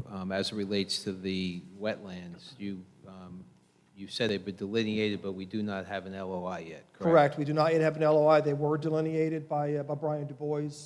We surveyed them, field located them, so What's shown on the plan is accurate to what Brian had delineated, but we do not yet have the LOI. And if the board were to grant this approval, it would be conditioned upon an LOI being granted, consistent with the lines that you're Yes. suggesting? Yes. And then, can you just summarize, you mentioned the Ocean County Planning Board approval, what other outside agency approvals, other than obviously the DEP for the LOI, that would be required? I think that would be it. If I'm gonna have to introduce stormwater management, we'll have to go through Ocean County Soil Conservation District and get their approval. But I think that would be it.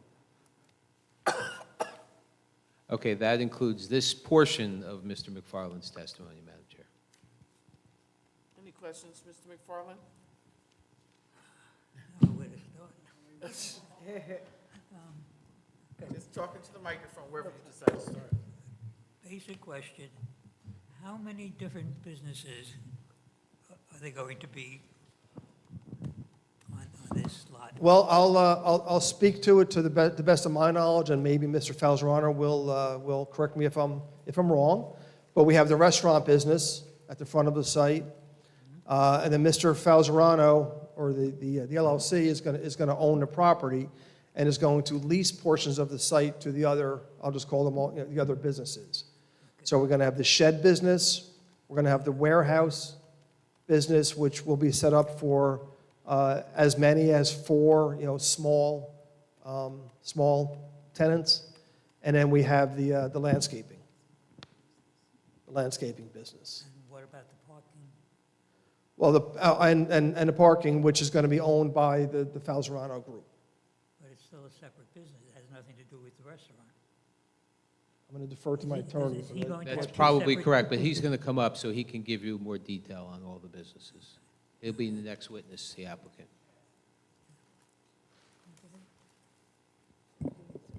So just counting on my fingers, I think that was 5. 5. Right, so there are, Okay. there are, 5 Right. types of uses. there are definitely different uses.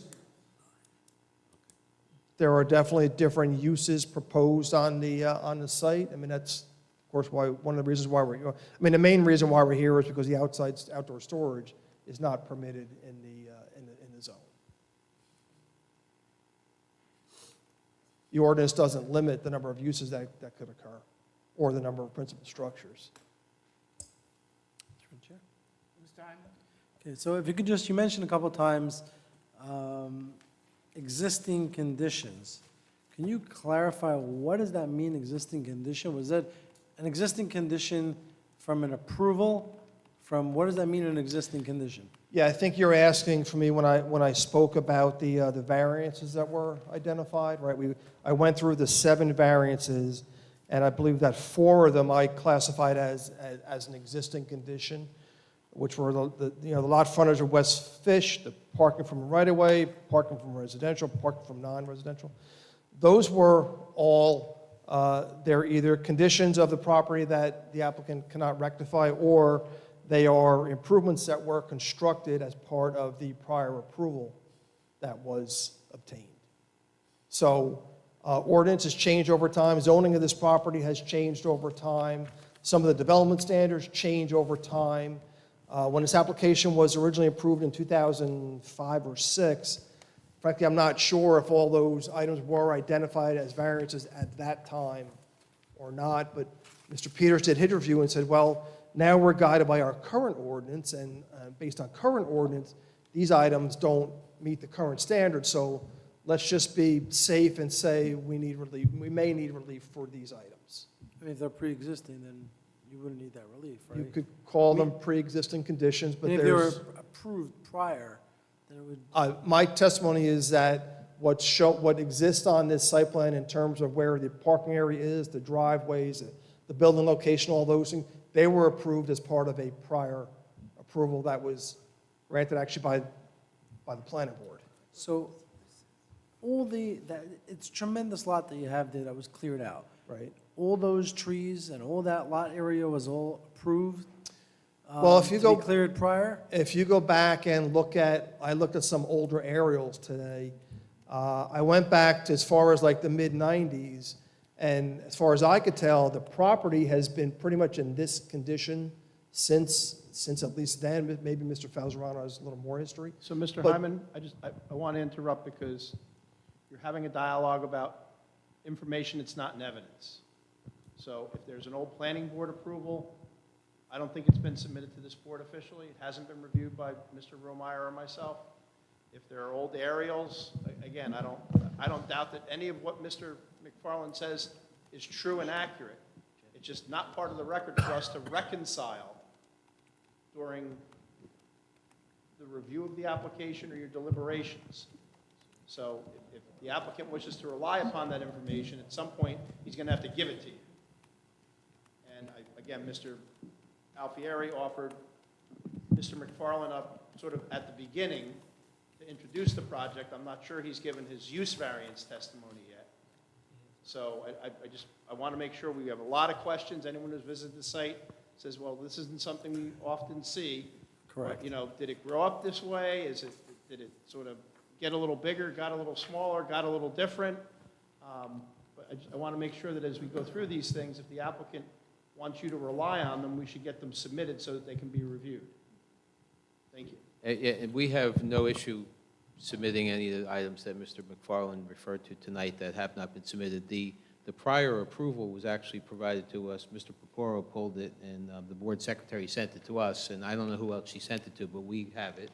And as far as the aerials, we have not submitted the historic aerials at all, since they were just recently reviewed.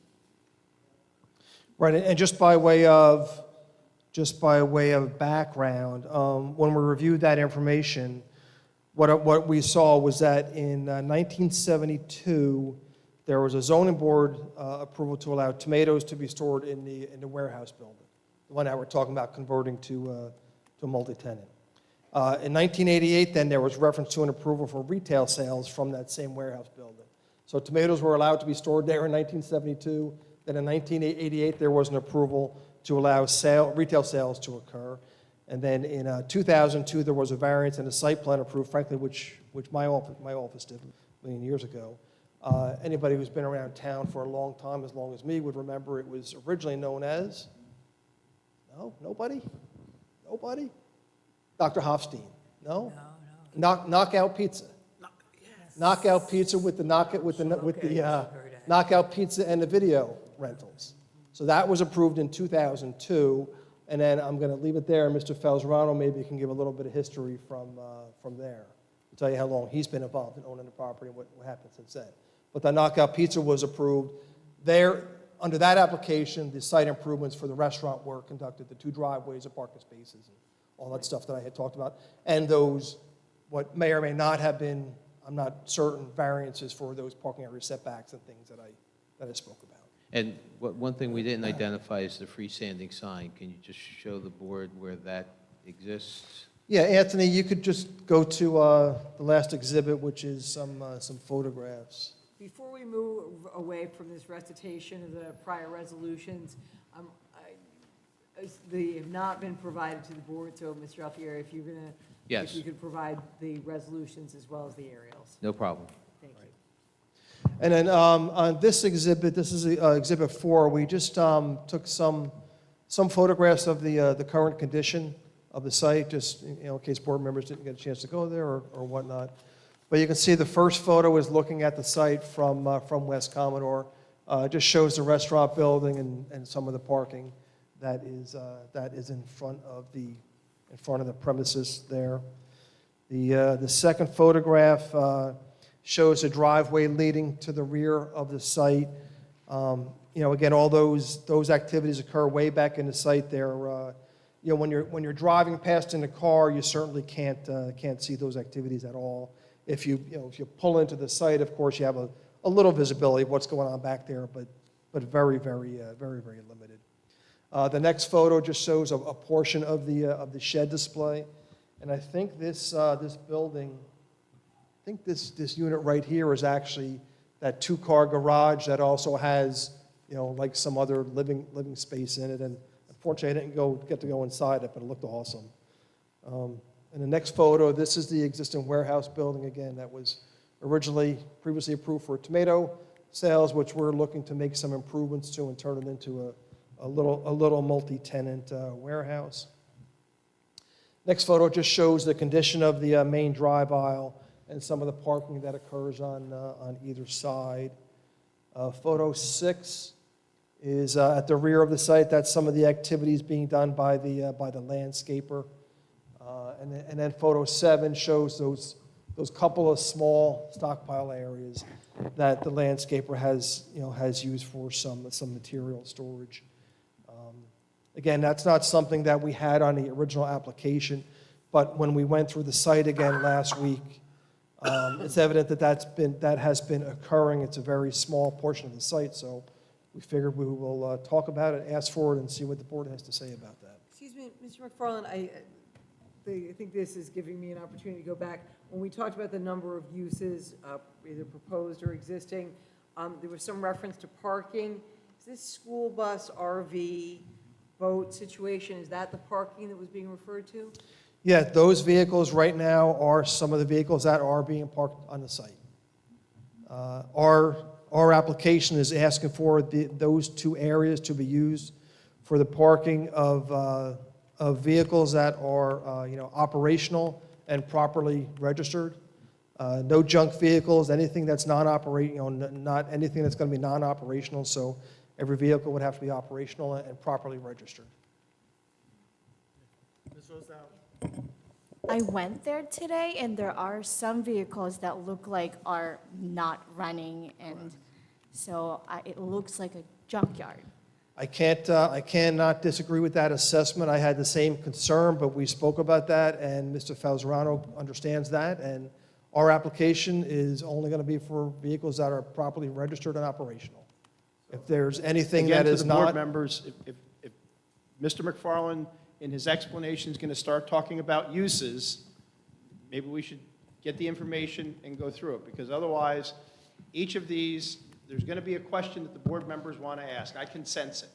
What do you have an approval for, and what don't you have an approval for? And the things you don't have an approval for, does that proof require something more because we just sort of stuck it out there? It sort of grew into that.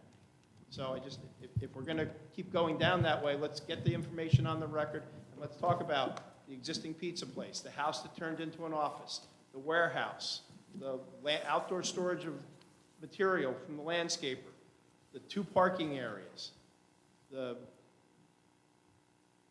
how they're leased, who they're leased to, what the lease is, because those are specific things. We sort of keep going around talking about generalities of the site, and we keep getting to the same place. Y'all have a lot of questions, and we're not focusing on them.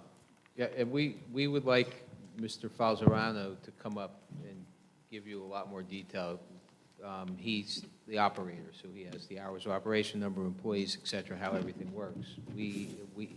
Graham's intent was to give you an overall view of what we're seeking. Generally, we'll give you more detail. Next. So you want Mr. McFarland to give the use variance testimony After. first? No, after everything. We need the foundation laid to support any testimony he gives. Why don't you got public? I'm sorry? Well, so if, I'm sorry, Mr. Alfieri, so have we come to the end of this section of? Yes, we have. All right, so then let's see if there are questions from the board, the professionals. Any questions, Mr. McFarland, on what we've heard so far? I'm sorry? Okay, I just want to make sure. Yeah. All right. Right. Mr. Romar, Mr. Peters, anything? Yes, just a couple of engineering questions. The survey appears to be recent and dated as of last year. Can you just confirm what's shown on the survey accurately represents what's out there today, with the exception of what you've mentioned? well, it represents what was on the site when we surveyed it, so it's accurate to that date. Okay.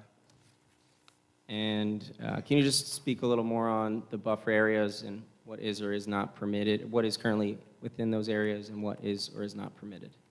Right. Well, the local ordinance requires buffering based upon square footage of buildings that are proposed, and it also requires buffering where commercial uses abut, very specifically in town, abut property zoned for residential use. All adjoining properties here none of them are zoned for residential use. Now, there are some single-family homes on those properties, but they're not zoned for residential use.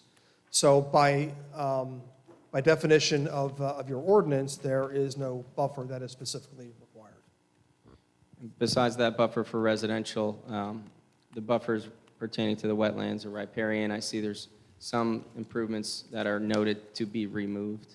Yes, it looks like some of the parking area had, evolved into what is really wetlands buffer. So we would propose to restrict those activities from occurring in any wetland buffers. And is the nursery use permitted within the riparian? My opinion is yes, because there's no grading or land disturbance proposed with those activities. So I don't believe that would be considered a regulated activity by the DEP. Okay, and an outside agency approval would be required with that, correct? Correct. Okay. And then would you offer any kind of recommendation on how the buffer areas could be physically delineated in the field, just to ensure that uses don't creep into there in the future? Yes, we could certainly put some sort of permanent markers along the wetland buffer so that, again, the activities respect those wetland buffers and do not encroach into those areas. That's all I have at this time.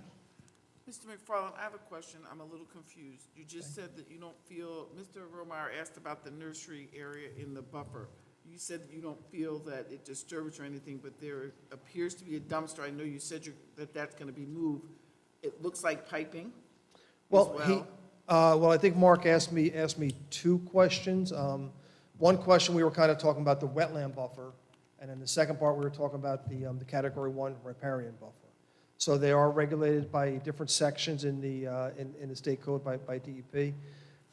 The riparian buffer regulations, they really aim to limit clearing of vegetation. Their primary goal is to protect vegetation.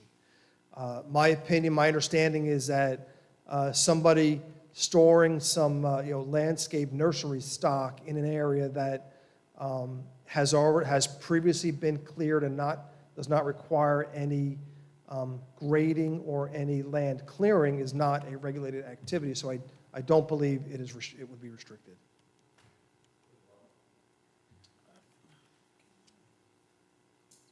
So, excuse me, hold on one I'm second. sorry, sir. Please don't yell out. I understand you have strong feelings on those issues. Please do not yell out. So of course, the application presented here relies on that fact and representation.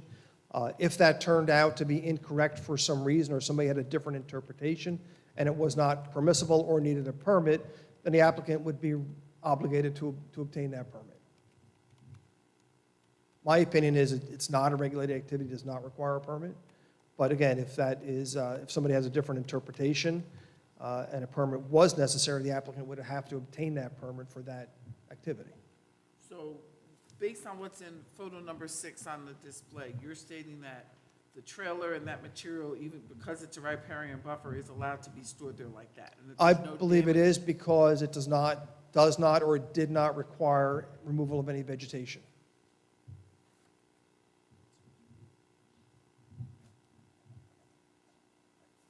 Mr. Romeyer, Mr. Peters, your thoughts? We would have to receive approval in writing then from the DEP as condition of approval. Thank you. Any additional questions, Mr. McFarland? Being that there's no additional questions from the board and no additional comments from the professionals at this time, I'm going to go ahead and open this to the public regarding the testimony we've already heard this evening from Mr. McFarland. If you have any questions, please come forward. Okay, this is a new application, so I'm going to swear you again. Do you swear the testimony or affirm that the testimony you'll give before this board is the truth or nothing but the truth? Absolutely. And could you please state your name again for the record? Absolutely. My name is Adam Huddy. Let me first and foremost say I love your pizza. I'm not trying to stop your development, but there are rules and regulations. Wait. Before you start, could you spell your last name? I said, no, I can't. Why? I don't want to. I don't have to. I'm just a civilian. I already said it. It's being streamed, and if you'd like it, you can go And back. where do you live in relation to this? I'm not being interviewed by you. I'm asking. Yes, you are. I'm here Yes, to you ask, are. I'm here to ask you questions. I'm here from the public. No, you. Okay, Isn't that correct? I'm here to ask questions. Stop. Okay. You don't have to give your address, but you do have to give your last name. Please spell your last name. My name is Adam Heidi. H-A-I-D as in David, I. And by the way, was that the law I had to give my last name? Yes, in this kind of setting, you do not have to give your address. It's the law that I had to spell my last name for him. Yeah, it You has have to, to give your last name. I just want to make sure It's a my reasonable rights are being request to ask protected. you to spell your last name. And you, you. without giving your address, do you live within 200 feet of this property? No, sir.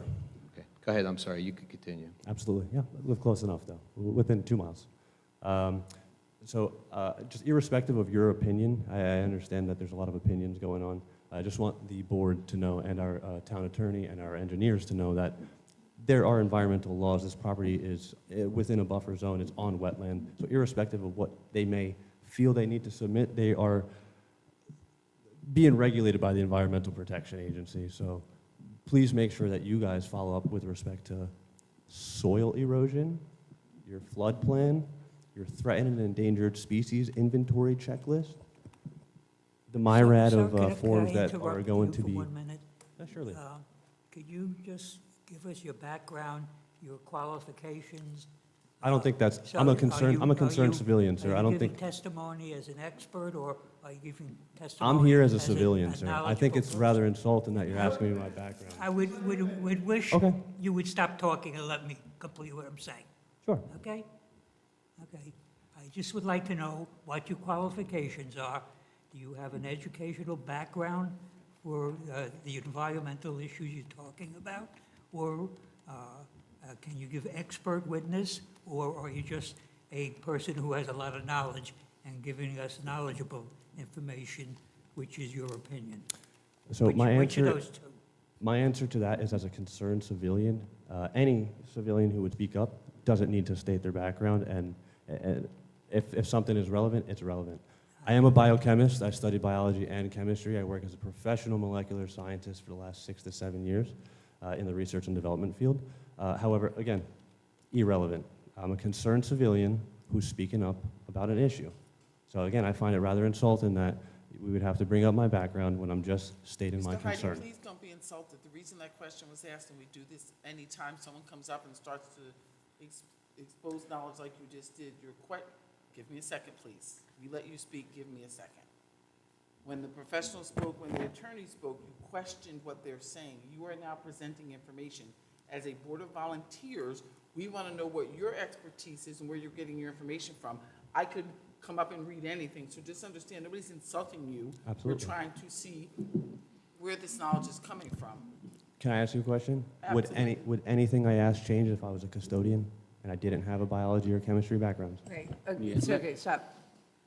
So there are two things. In terms of, first of all, it's not a question for the board. Dr. Hofstein asked you, because we do, this is a board that frequently does hear expert testimony, so it's not an insult to ask if that's what you're providing. Obviously, you've spoken a number of times tonight about environmental issues. You've obviously done some research. It was not an inappropriate question to ask you that. You Okay. are correct. As a civilian, as a concerned civilian, you have every right to make a comment, and please feel free to make that comment now. yeah, I just, one more thing I'd like to add, After this, I if I may, please. Why it's relevant is because we have to weigh your comments, just like we weigh their comments and their comments. If you're an expert, we put a little more weight on it, and I listen to it more carefully. If you're a resident, I understand your concern, but when you say you have to do this and you have to do that, I don't know if you know or not, right? So common sense, right? You would do it yourself. Common sense is you weigh the weight of what you have to say based on your experience, based on what you know. That's why we asked the question. It's not an insult. You would do exactly the same thing if you were interviewing somebody or if you were listening to somebody's testimony, correct? All right, that's all I have to say. Thanks. Again, I'm just a concerned civilian. I don't think my background matters. The law is the All right, law. please ask your Got question, it. sir. The law is the law, and please don't rush me. I'm not on a clock. I believe I said earlier, I understand what the developers are saying relative to their opinion on what forms need to be submitted. If I recall, all he was confident that they need to submit was a letter of intent. That's all he stated.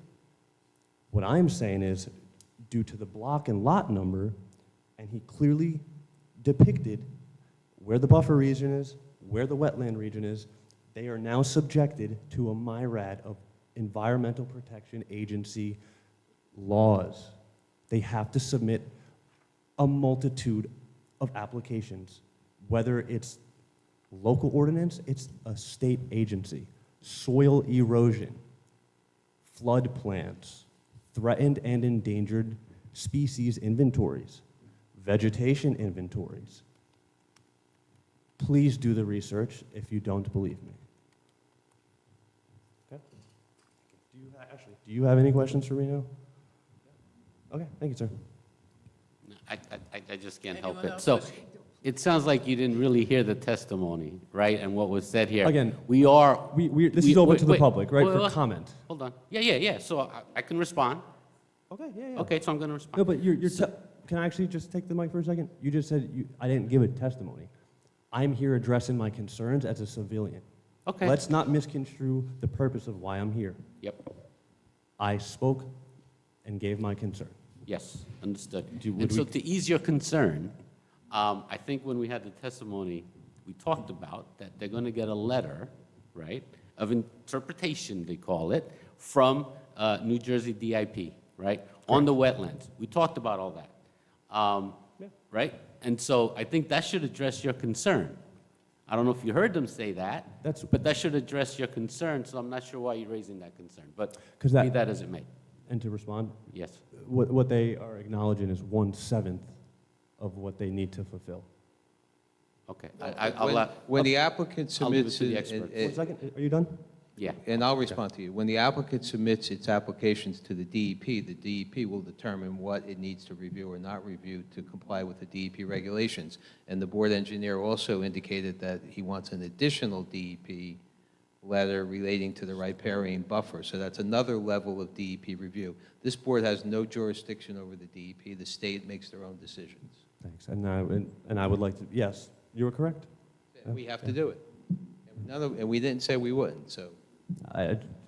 You just failed to mention the things that you need to do, but that's the point.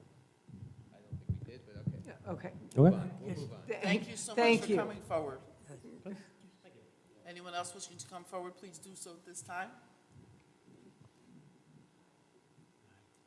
This is my first time, so. I'm not And sure to what make do. you even more at ease, please raise your right hand. Do you swear that the testimony you'll give before this board will be the truth and nothing but the truth? Yes, And please, could you state your name and address for the sure, record? absolutely. I'm Patty Matlock, and I live at 251 West Commodore. I am actually Enzo's neighbor. I've lived there for over 23 years. When I moved in, there was no pizza parlor. It was an empty, like, old farm stand and a house, okay? Now, I just also want to make it clear, this is nothing personal.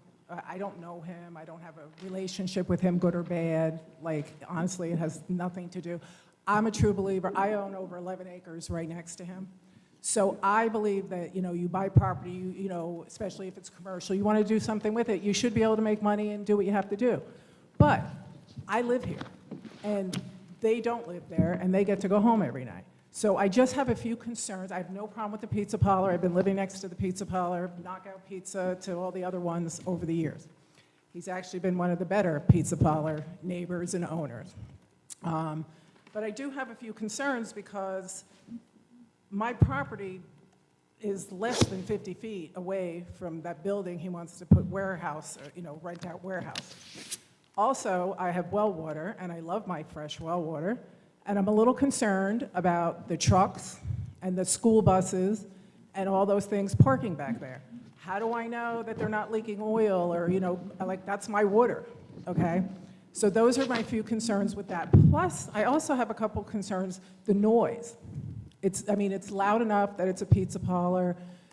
Some of the noise isn't his fault. You got the cars with the loud stereos, the delivery guy's stereos thumping in my chest, when he's delivering sometimes. The garbage truck bangs the garbage at 5 o'clock in the morning, wakes me up. There was dump trucks, and I don't even know what kind of vehicles, trucks in the back, banging at all hours of the night. So those are the things that are bothering me. The shed business, I guess, doesn't bother me either. But again, those are trucks coming in and out. I live there. It's my house, my property, that I pay a lot in taxes for. And I don't feel safe with all those trucks and businesses and stuff right on pretty much close to my property line, less than 50 feet. And, what are the hours of operation? The other concern I have is, who are you renting this warehouse to? There's 4 different people, or 4 different businesses. That's 4 different businesses less than 20 feet from my property. I don't know who these people are. I need privacy. I don't want people in my yard or, just that close to my business. So, I don't know. I'm just very concerned about all that. And then I'm also thinking, wow, all these years I've been putting up with all this noise and trying to not complain about anything. And all these 7, 8 businesses, I was like, can I do that on my 11 acres? You know what I'm saying? Like, people get in trouble for cutting down a tree and putting in a shed, and 8 businesses? Are you kidding me? I'm a little shocked, honestly, because I didn't know all that. I knew some of it. But again, I live here. And so those are my main concerns. Really, the main concerns are the trucks. Who's driving these trucks in and out, all hours of the day and night? Do I have to listen to this all night long, every day of the week? And then I'm concerned about them renting the warehouse. I don't want strange people practically in my yard. So the other thing I'd ask is, if this gets approved, I would ask for an 8-foot privacy fence from maybe where his pizza parlor ends in the back all the way down, so at least I have some privacy and some protection from the noise. And the other concern I have is, what type of businesses are going to be in this warehouse? I don't want to smell toxic chemicals. I'm a very clean and green person. I have a green business. I use no chemicals in my yard. I use no chemicals in my house, on my body.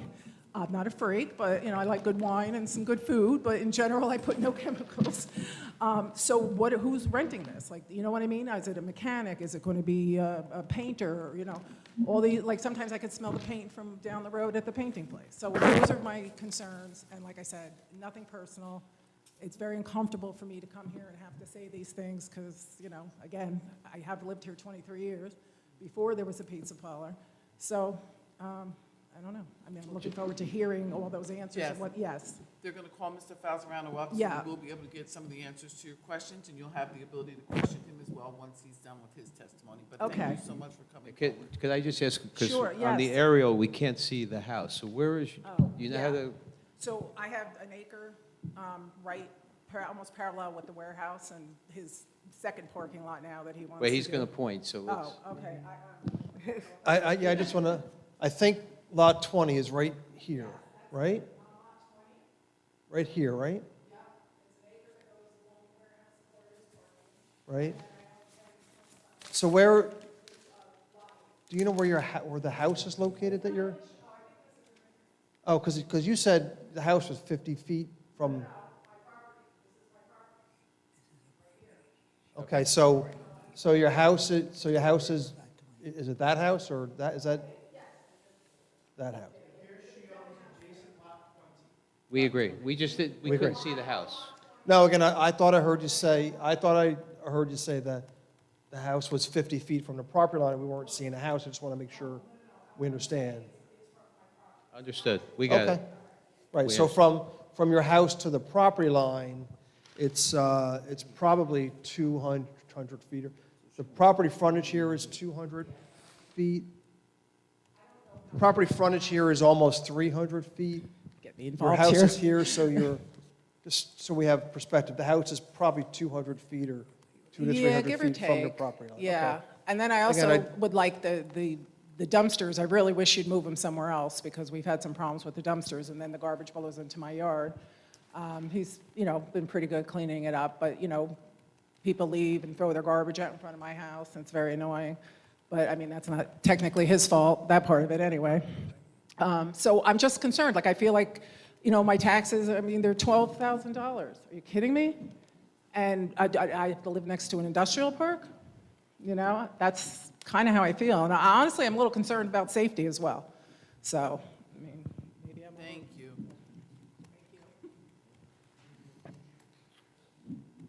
Mr. McFarland, before they call Mr. Falzarano up, could you just clarify for us, point out on the map, I know you mentioned that it wasn't zoned residential, where this property is again, can you please restate what it is zoned and what her property is zoned, if you don't mind, Ms. Matlock? Sure. Excuse me. The properties to the west are zoned the same as a subject, which is limited commercial.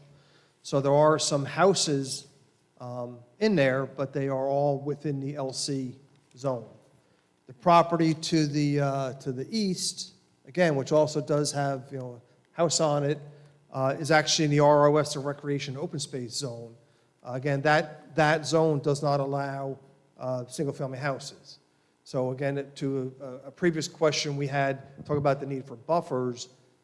Your ordinance does not require buffers for properties that are not residentially zoned.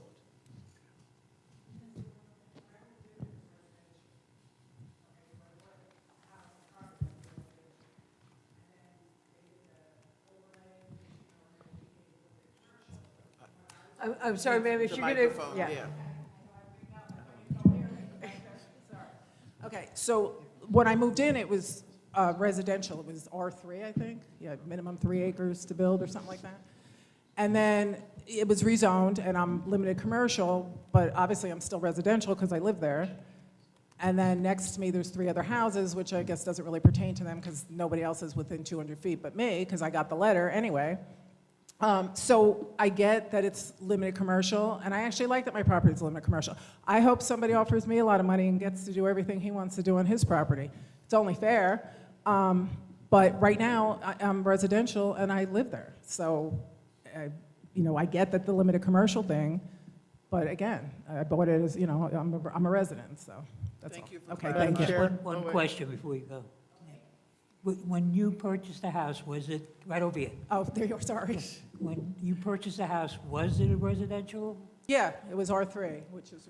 And then while you were living there, they changed the zone? Yes. At the last? Yep, several years back, they did the overlay and rezoning and all that, and again, like I said, I don't want to, say the man can't make money and do what he wants to do. I just want to be protected from my concerns, so. Madam Chair? Yes. I'd just remind the board, as we keep going back and forth, we're not really in the site plan part of this yet, but as part of the use, while I don't disagree that Mr. McFarland said that a buffer is not required, their uses aren't permitted. So at some point when we go through the impacts to adjacent properties, we can revisit this issue about whether or not the proposed use in its proposed location is an impact on the neighbors and whether or not some form of screening or buffering would be recommended by the board. The more we go into the details, the more we get away from dealing with the use and getting the use testimony from the applicant. And, I agree, and I appreciate you letting me say what I want to say, because I just wanted you guys to keep that in mind while you're listening to what he wants to do and how it will impact me. So I'm glad I got to talk about it now, but I'm more than happy to sit down and listen. Thank you. Thank you. Just one question for Mr. Alfieri. Do you plan on sending this application to the Jackson Environmental Commission? Mr. McFarland, I assume that they still exist. I don't know. really don't know. We did submit it to the Environmental Commission. We're not required to submit an impact statement. Impact statement is required for buildings of 20,000 square feet or more by ordinance, but we did submit it to the Environmental Commission when we made the application. Okay. And we did not get any comments back yet. They're having trouble responding to applications. And I assume you haven't heard back from them? No. We did not. Right. This environmental, this is our Jackson Environmental Commission you're referring to? Yes. Mr. Osteen? Understood. Oh, one question that hasn't related to this. Are we going to take 5 minutes at any time? Okay. I didn't want to interrupt while you were speaking. Before we move on to Mr. Falzarano, do you mind if we take a 10-minute break? Thank you.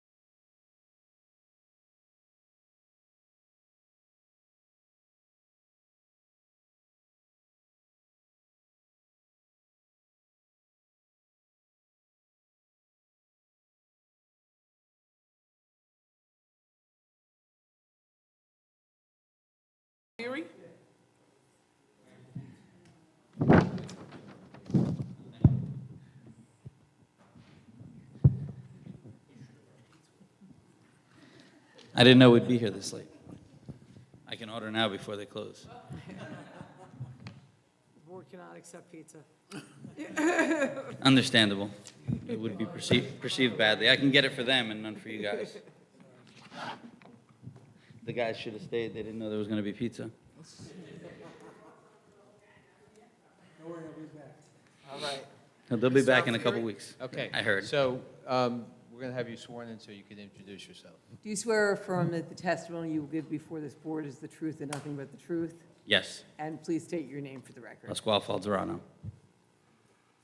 And Mr. Falzerano, what is your relationship to the property owner? I am the son, and I am the general manager of the restaurant. And it's owned by an LLC or an individual? An LLC, but my mother is the only And what shareholder. Okay, and what is your relationship to the restaurant? Also owned by my mother. I'm the general manager. Okay, and how long has your family operated the restaurant? So they've been there since 2006, but I was still running the other pizzeria on the other side of town, and I came over in 2009 after my father passed away. Okay, so your family's been running the restaurant since '06? Yes, sir. And it was operational, they bought the restaurant from someone else? They bought the restaurant from Gianna's Pizza, who I believe bought it from Knockout Pizza, so I think it's only 3 before us. And then, in terms of the real estate, how long has your family owned the real estate? Oof, I got to go check the exact date. but- Approximately. After the restaurant? Yeah. Well, we didn't own the property for the restaurant. We rented from Hilda Tarbaugh, who owned the property. We bought it from her daughter after she passed. And I believe it was the November before COVID broke out, which was, I don't know, anybody remember what year that was? 2019. There you go. Okay, and then, and looking at the aerial that's displayed on the screen, which was marked as Exhibit 1, the area that's cleared, meaning the area that's gray, which is either driveway or parking area, was that all there when you guys took over the restaurant? So from 2009, when I took over, we have not cut down a single whole tree. From what my neighbor told me, which I didn't even know, my father apparently cleared some stuff in the front lower left to have better visibility for the restaurant, and I guess people entering and exiting.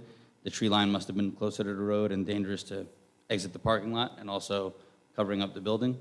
From that point, when I took over, we haven't cut down a single full tree.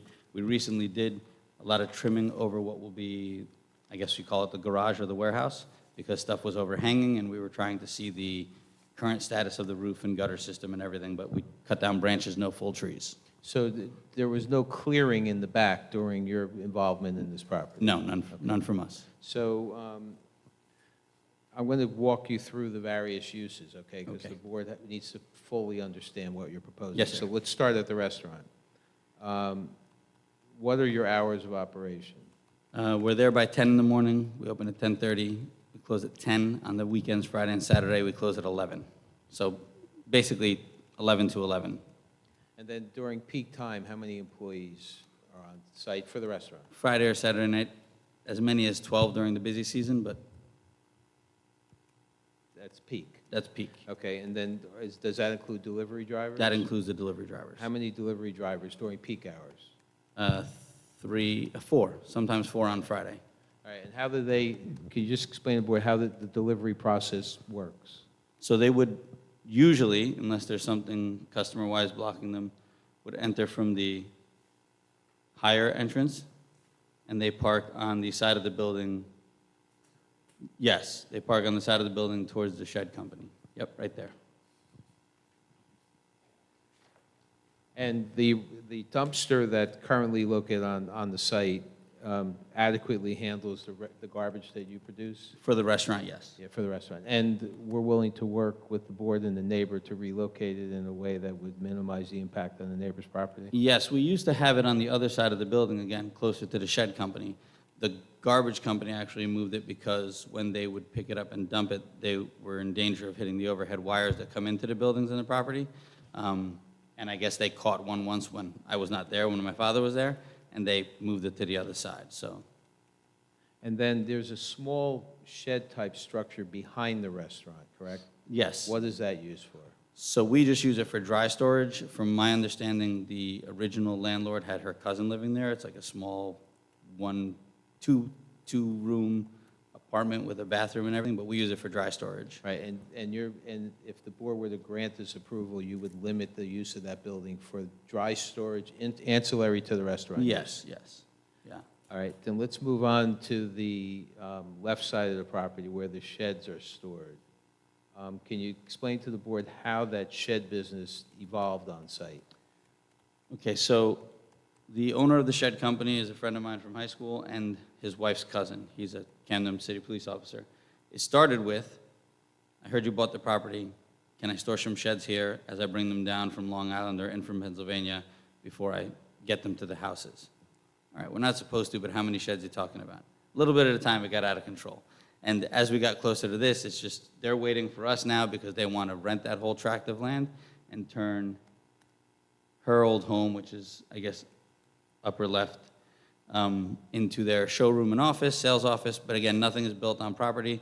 They're brought in from Pennsylvania and or their other warehouse in New York. And they're brought here and either staged or displayed or just set up before they get to somebody's house.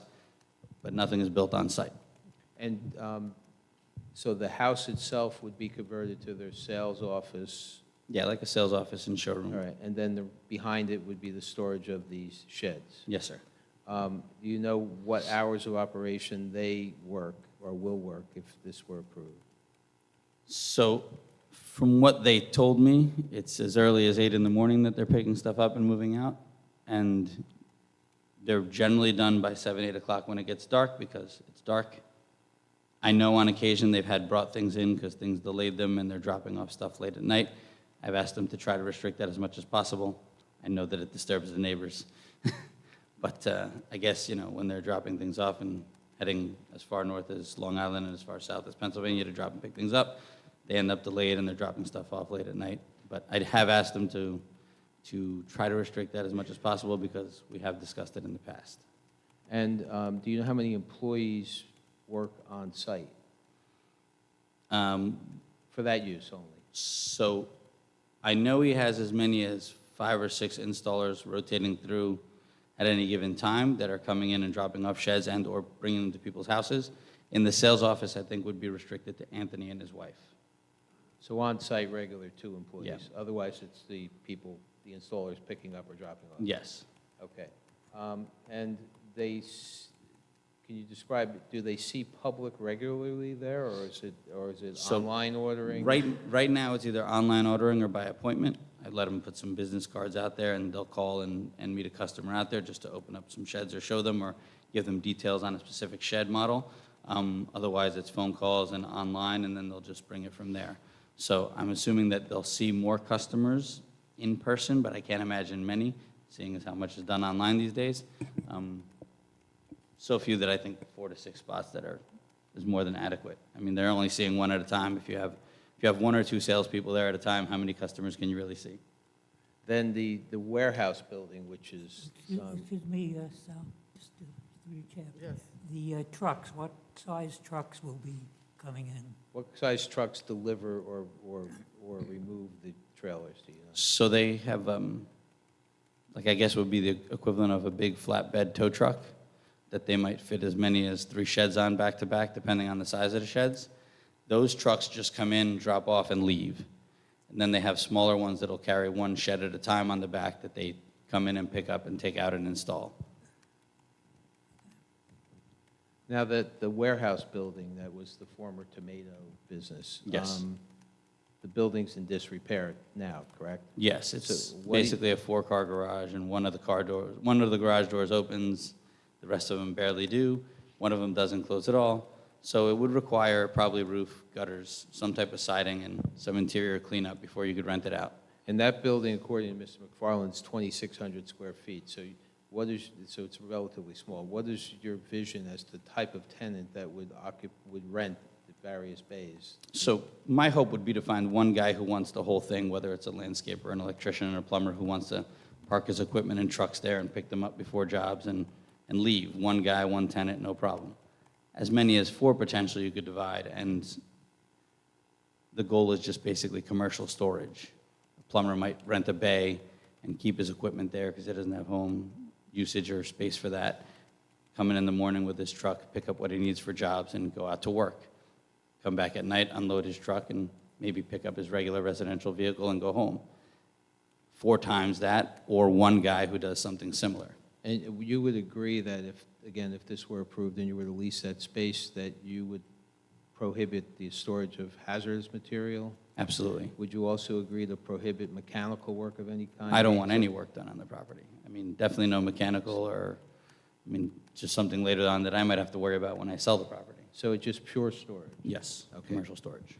Then let's move back to the parking that's on either side of that drive aisle proposed. What kind of vehicles? You heard Mr. McFarland agree to Yes. stipulate that it would be registered operational vehicles only?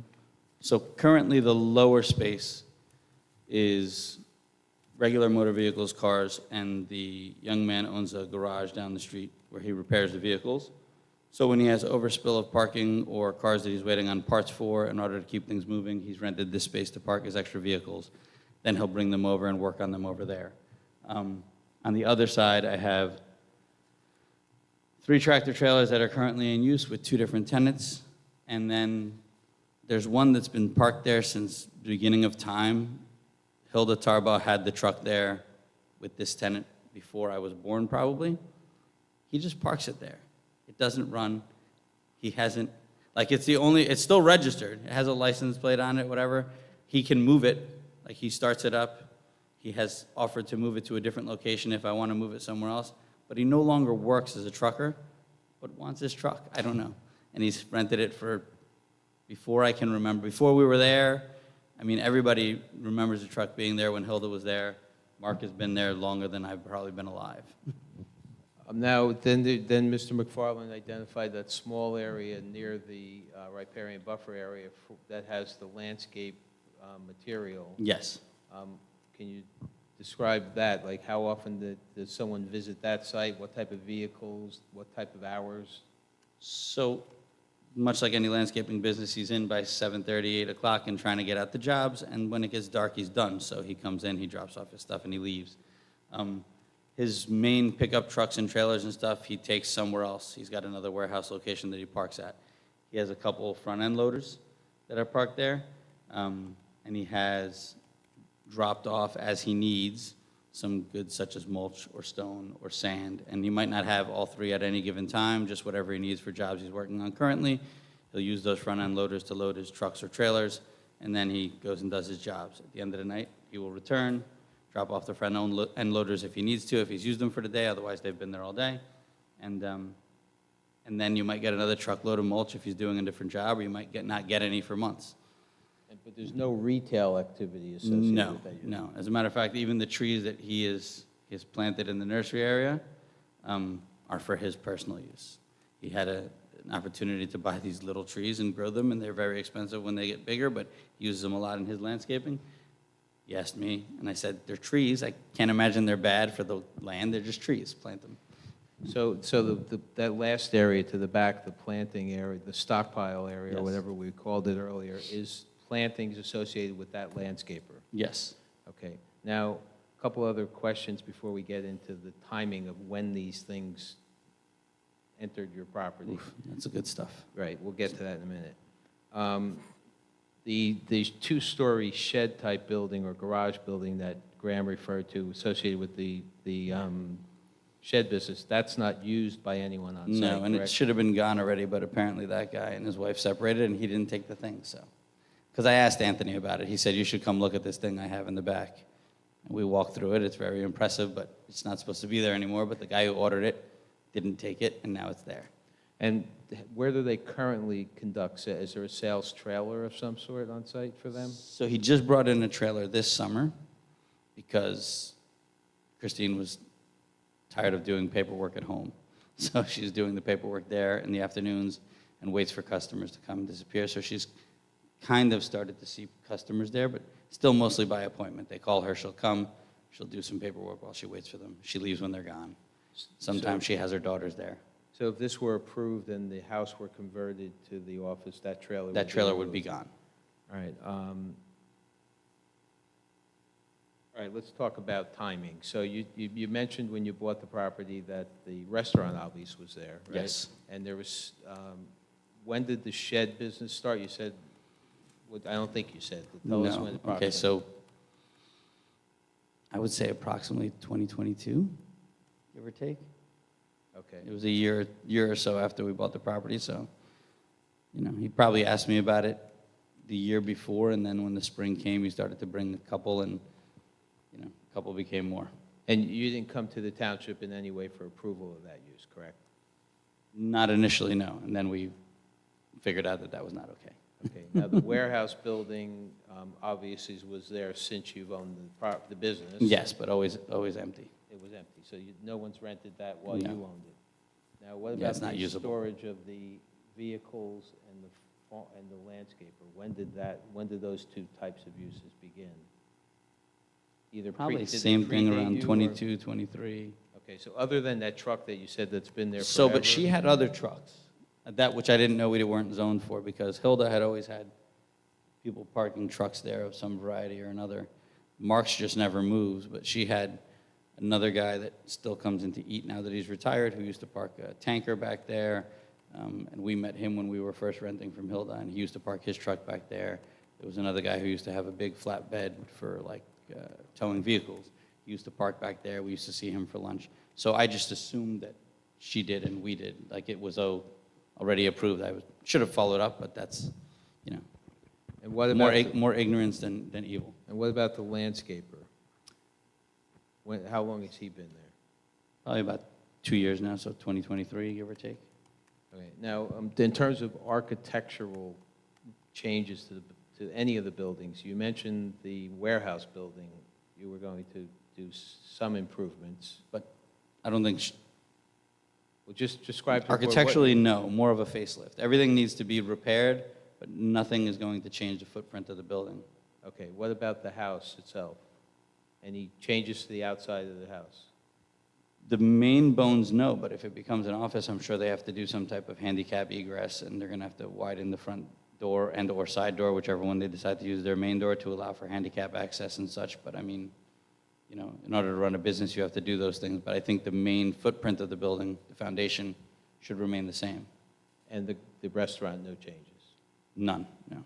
Okay, and then one final question is, you heard your neighbor come up, and she mentioned that she would like to have a fence to try and keep people from entering properties or garbage spilling over. Are you willing to provide a fence? As I was saying to her, yeah. I mean, I think it's a reasonable request, you know, to have those people right on the border of your property, not know who they are. You bought this house when it was all rural. She wants a privacy fence, something earth tone, vinyl, 6 foot, whatever, 8 foot if they'll give the variance. But, you know, 6 I know is standard. I know 8 requires a variance and 6 doesn't, so you guys will figure it out when you let me know. Okay, I think hopefully that gives you a better feel for the level of use, and he's here now to answer questions. Mr. Peters? Since Mark and I are the hired guns and this gentleman's one of your neighbors, I'll go first. Is it Mr. Falzarano? Falzarano, I- yes. I apologize, I'm Irish. That's so I okay, don't worry about it. Falzarano. My name's Ernie Peters, I'm the board's planner. I'm going to ask some questions. Absolutely. Since you have the mic in your hand, I'm going to ask them of you, but most of them are going to be for Sal or for Graham anyway. Okay. I appreciate your testimony, you coming to the board and explaining things that, quite frankly, we didn't understand. So I'll try to do this in the order you spoke to them about. The building directly behind the pizza store is going to be used for restaurant use only? Yes. Any current or former use is going to be abandoned? And Yes. again, I apologize, I have to ask it to you, but I'm asking it to these guys, and Yes. they're going to yes me to death, I And think. and the question that he stipulated to would be used for storage of dry goods ancillary to the restaurant use only, and any prior use Will be abandoned. would be abandoned. Thank you. I apologize, sir, when you were talking about the single-family house that's related to the shed business, is that currently being used by the folks who have the shed business? I mean, they have a key so that they can use the restroom and such. Okay. You know, the boys will have their lunch in the kitchen area there, but these are just the guys who come in and load and get out. here's, I'm going to try to just speak frankly and normally to you. When the town has a problem with the property, if you're the owner, we have to come see you. Yeah. If you have tenants, you're the one that has to assist the town in making sure that they follow along. So the town's going to come out and they're going to speak to you first and your tenant. But you're the one here tonight. You didn't bring your tenants. Right. So we could swear them in and say, So- I have a relationship with Mr. Valerano, and this is what we're doing. So the only person we can ask these questions of, unfortunately, we're not picking on you, we're just trying to get answers. So there have been nights that the manager has stayed there, Mhm. but I don't know if they intend to do that going forward. So I guess to Mr. Alfieri, at some point, you're going to have to tell us that it's not a tiny house. What's currently the use of the building or structure appears to be a single-family house. It's being utilized in some respects. So I'm assuming that If they're he's going to occup- come up with a plan of what he wants to do with the house, and we're going to have to represent that. And almost more importantly, if it's not going to be a single-family house anymore, it's got to be part of the approvals that the board grants to you. That says there's currently, I guess you could go and turn it back into a single-family house or utilize it as a single-family house. But at some point in time, we need to be clear as to what you're asking this building to be utilized as. And if at the end you say, well, I want to use the first floor as office space and the second floor as bedrooms, just say so. But I'm not sure we have an answer of what. Okay, so I Is the can house get, going to stay as a house? Is the house going to turn into an office? You so don't it's have to only, answer it's a tonight. single floor. I myself had a similar question in mind because, like I said, the one manager has stayed there from time to time when he has to drop stuff off super late. But I would assume that the main living areas would become the showroom. I don't know what the intention is with the 2 bedrooms, if he is going to make them office or if he intends to allow the guys to stay there. I guess I should get clarification on that. And then, I mean, the kitchen would probably stay the kitchen so that the staff can come in and grab a quick lunch or leave, or, you know, almost like a cafeteria type thing, break room. I mean, All right, so again, I we- have I not think Mr. Alfieri I have not understands what we're looking clarified, for but you that's to- how they're using it now. So we owe you a better answer to that question. Just Understood. a statement of operations that can be put in the file in case there's a resident concern. We can send the zoning officer or the code enforcement officer out and say, this is what you said you were going to do in 2025. It's good, it's not good. Okay. You talked about the only thing out in the area for the storage of the outdoor sheds was the sheds. I saw that they have an area out there with crushed stone. I don't know if that's used for folks to throw on a pickup truck when they go to install them. I guess to But- lay the foundation under the shed. So my concern is, and again, not to you, to your professionals, that's the outdoor storage of materials, okay? And it's not related to the landscaper, it's related to the outdoor shed. So we're going to want to know, how big's the area, how much does it hold, how high is it going to be, the typical things. And I apologize, Mr. Falzarano, I'm talking to you, but these are general things that we talk about when we have landscape contractors putting mulch and soil and wood chips and stone and paver blocks. We want to know how big, how high, how often. So at some point, your professionals are going to tell the board what's going on in that area. I was there and I didn't see that, but you did, obviously. so. Right at the end, if you turn around before you get to the big tanker truck, turn around, it's right there. The warehouse building, currently, I guess some part of it's being used by C&S Landscaping. I'm hoping that he takes the whole thing, and then she'll only have to worry about one tenant. Right. But, you know, I'm not sure, I didn't try to walk in the far side of it because there weren't any walls, so I just,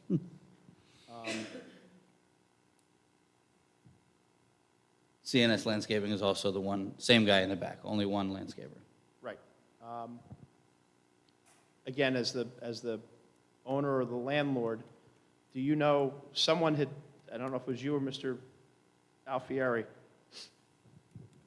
are there retail sales? Can I go to CNS, walk in the building and say, hey, I want you to do landscaping at my house? Is that what goes on in that building? I don't know. That's the reason I'm asking. No, I think he has somebody there who does estimates and billing. Okay, again, the concern is there's what amounts to a real estate sign out front. And I can't tell if that real estate sign is so that the people who are bringing materials to the site know where it is, because there's very limited sight distance in front of your property, or if it's so that Mrs. Smith wants to come in and get some shrubs installed, or Mr. Jones wants to get a paver patio built, that they come and they go there to do it. And that's important to note, to whether or not CNS Landscaping has a retail component, or if they're just there for their storage of Just there equipment for and the storage. machinery. That sign in the street has actually been there since, well, I mean, I'm sure he's changed it because they get beat up pretty quick, but from before he started storing things, because he does my personal landscaping, so it's kind of like a, hey, we do this here. Okay. You know, if you're happy with the way this grass is green, then we can do it at your house. I heard through your testimony that in the warehouse building, there'll be no hazardous material storage. That was correct? Correct. Parking area 2, which I guess is the one on the bottom of the sheet, the west side. Yes. You said that it's a mechanic's business. Yes. No work is to be done on the premises. Well, a couple of things. I was out there 3 weeks ago, I was out there today. There are vehicles that are unregistered, that aren't drivable. At some point in time, tell us what you're doing out there. If they're unregistered, they're unlicensed, they're not drivable, in Jackson Township, they may be called a junkyard. And I would strongly suggest Okay. that you So I speak can to speak to have them whoever. removed. That's probably not a great idea. Okay? That raises any number of issues about you're storing motor vehicles. We don't know the condition of them. We don't know if they've been drained of fluids. People around there have wells, all sorts of nasty things that can lead us down a bad path. So at some point in time, you and your professionals need to tell us what's going on, how many are going to be there, how long they're going to be there. All the vehicles that are out there aren't from a mechanic shop, okay? I don't know what they're there for, but they're not there to be fixed. So let's, Well, he's the only one who drops them off. I mean, I don't know the condition of each vehicle that comes in. I should, I suppose, but I don't you're really the go only look. person that Jackson Township has to talk to, sir. So again, I'm not picking a fight with you. At the end of the day, if you own the property and you have some relationship with those folks and you don't want that stuff, get it out. Yeah. It's going to negatively impact the board looking at the entire application if you say, well, I don't know what the guy's doing, or I can't control what he does. You're the owner, unfortunately, you're going to have to. And again, no disrespect, it's just that. Understand. So with a mechanic, someone has to come back and tell us that they're only going to be there for a period of time, 2 weeks, 30 days, waiting for a part. That they're not going to be leaking fluids into the stone area, those sorts of things. Storage area 1 on the opposite side, which has looks like tractor trailers or school buses or whatever's over there, is that one group of folks, or is that? So that's 2 guys, 3 trucks. Okay, so One Mr. gentleman. Alfier, I'm going to ask you to explain how lease area 1 is supposed to be approved. Okay, it's a big area on Mr. McFarland's plan, and if he says there's 2 guys and 3 trucks. Well, currently, I'm assuming there will be more trucks in the future. Well, my concern is, who are you leasing it to? What are they going to put there? You can't just say, I want to put a stone parking lot, and people bring anything in. Board is going to ask you some serious questions about that. Who, what, where, when. So you're going to have an idea. If it's whatever it is fine, but we can't just leave a blank area out there for anything to happen. That's sort of what got us in this spot. So again, just something to think about when you come back for the next meeting. Moving back to the landscape storage area in the back right on the plan, back left if you're looking from the street. Again, please get CNS to put together something that says how big the areas are, how much material is going to be in there, how high it's going to be. I think there's a height limitation. Mr. McFarland would know probably just as well as myself or Mr. Romeyer. I don't know if it's 10, 12, 15 feet. You have to be in a sort of somewhat secure area, like the concrete block that you have for the stone, for the sheds, something like that back there.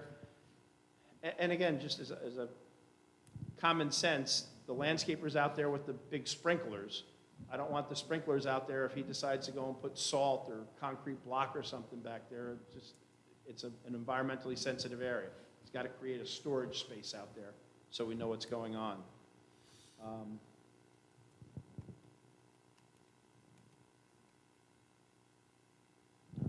The last thing, I guess a question, was there any thought given to the need for privacy fencing, security fencing for anything behind the pizza shop? Like I see on Mr. McFarland's plan that there's supposed to be a 6-foot vinyl fence around the storage shed area. I almost messed that up really, really bad. Was there any thought to having some sort of fence that stopped you from driving behind the pizza building into these areas that are being leased out to 3 or 4 different folks? Or is there any need for providing some security fencing for the areas that get leased, the parking areas? Quite frankly, it looks fine now, but I'm here to tell you that as this becomes more organized, that's how things grow into other areas. So I guess you don't have to answer the question, but I guess it's something maybe you want to take home with you tonight and say, you know what, does this work for me as the landowner, or is it something that we should think about so that each group is responsible for staying in their playpen, so to speak? And that's probably more the concern of the public and the board is, if you're going to do something, you're going to ask to be able to lease blocks of areas. Normally, we'd ask you, well, show us what the striping is. Show us how many vehicles can be there. Show us how you're going to park them. In some instances, you might even put some security fencing around so that they don't go. Yeah. At some point in time, when business is good, it's kind of like the covered area in the back right. You know, someone decided to put up one of those temporary temporary tent building covers to keep the stuff out of the rain. Well, quite frankly, I'm not sure that at some point in time someone's not got a gas tank back there, which is unpermitted. Okay, you stood up and said, I'm not going to have hazardous materials on site. Guys can't be bringing temporary gas vehicles in and storing them on site. So let's just ask your clients to be as honest with you as you can so that you can be as straightforward with us so that we can, you know, give you the approval you want to have. So I think that's the end of my conversation for now, Madam Chair. I apologize if I took any of the board members' thunder. I was just sort of responding to the test. I appreciate Mr. Valerano's testimony, his honesty, telling us what he's doing, where it is, and I think that's a good start for us if we move to another meeting. And I think we'll submit a written statement of operations to summarize what we testified to, plus what Mr. Peters questioned, and we'll put that so it's more orderly and understandable, along with the items we've agreed to provide previously, which are the prior resolutions of approval, the aerials, and I think there was something else. Oh, and that A3 was something that Mr. McFarland referred to tonight, but was not previously submitted because it was brought up to date just this week, I guess, or last week, so we'll submit that as well. So do you want to look at a date for them to return? I will open it to the public, but I just wanted to know if you want to look at a date. If you're asking me, I do, but what I really mean is, Gina, do you have a date? Hello. Gina, before you get started, I know sorry. the October 29th, that third date, I know I can't make that date. Okay. I have a note from Dawn. If any applications are to be carried, please use September 3rd, application number 3, and then anything after that, if that date doesn't work for you, Mr. Alfieri, the next available is November 4th. September 3rd is the Adventure Crossing night, right? Yeah, but that'll only take a couple minutes. So what's the date after that one? Because November. that's a nightmare. Yes, Adventure Crossing is that day, by the way. Yeah. The next available would November be something. November 4th. Let me just. That would be the only application this far. That's a Tuesday, so is it the 5th? November 5th, sorry. I was reading off my word for word. Apologies. November 5th works for our team, and it gives us time to actually put something together more orderly. So we, after you open it to the public, we'd request that we announce the date and not have to renotice. Thank you.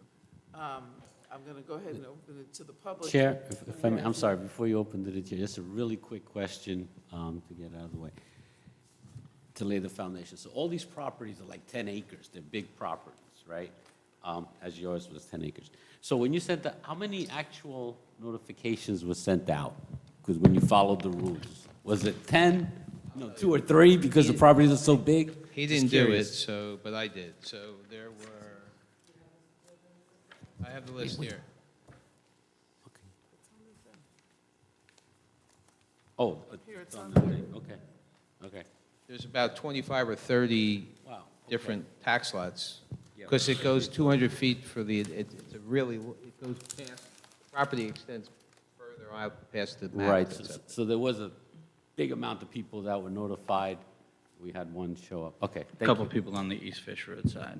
Yeah, and the one, Brian Flannery, who you all know, owns land nearby, he was in favor, he had no issue, but I see he shows up 5 times, so he must own 5 different tax lots over there. Right, so it's, yeah, okay, I got it. Thank you very much. I have one All right, question. so, Mr. Such?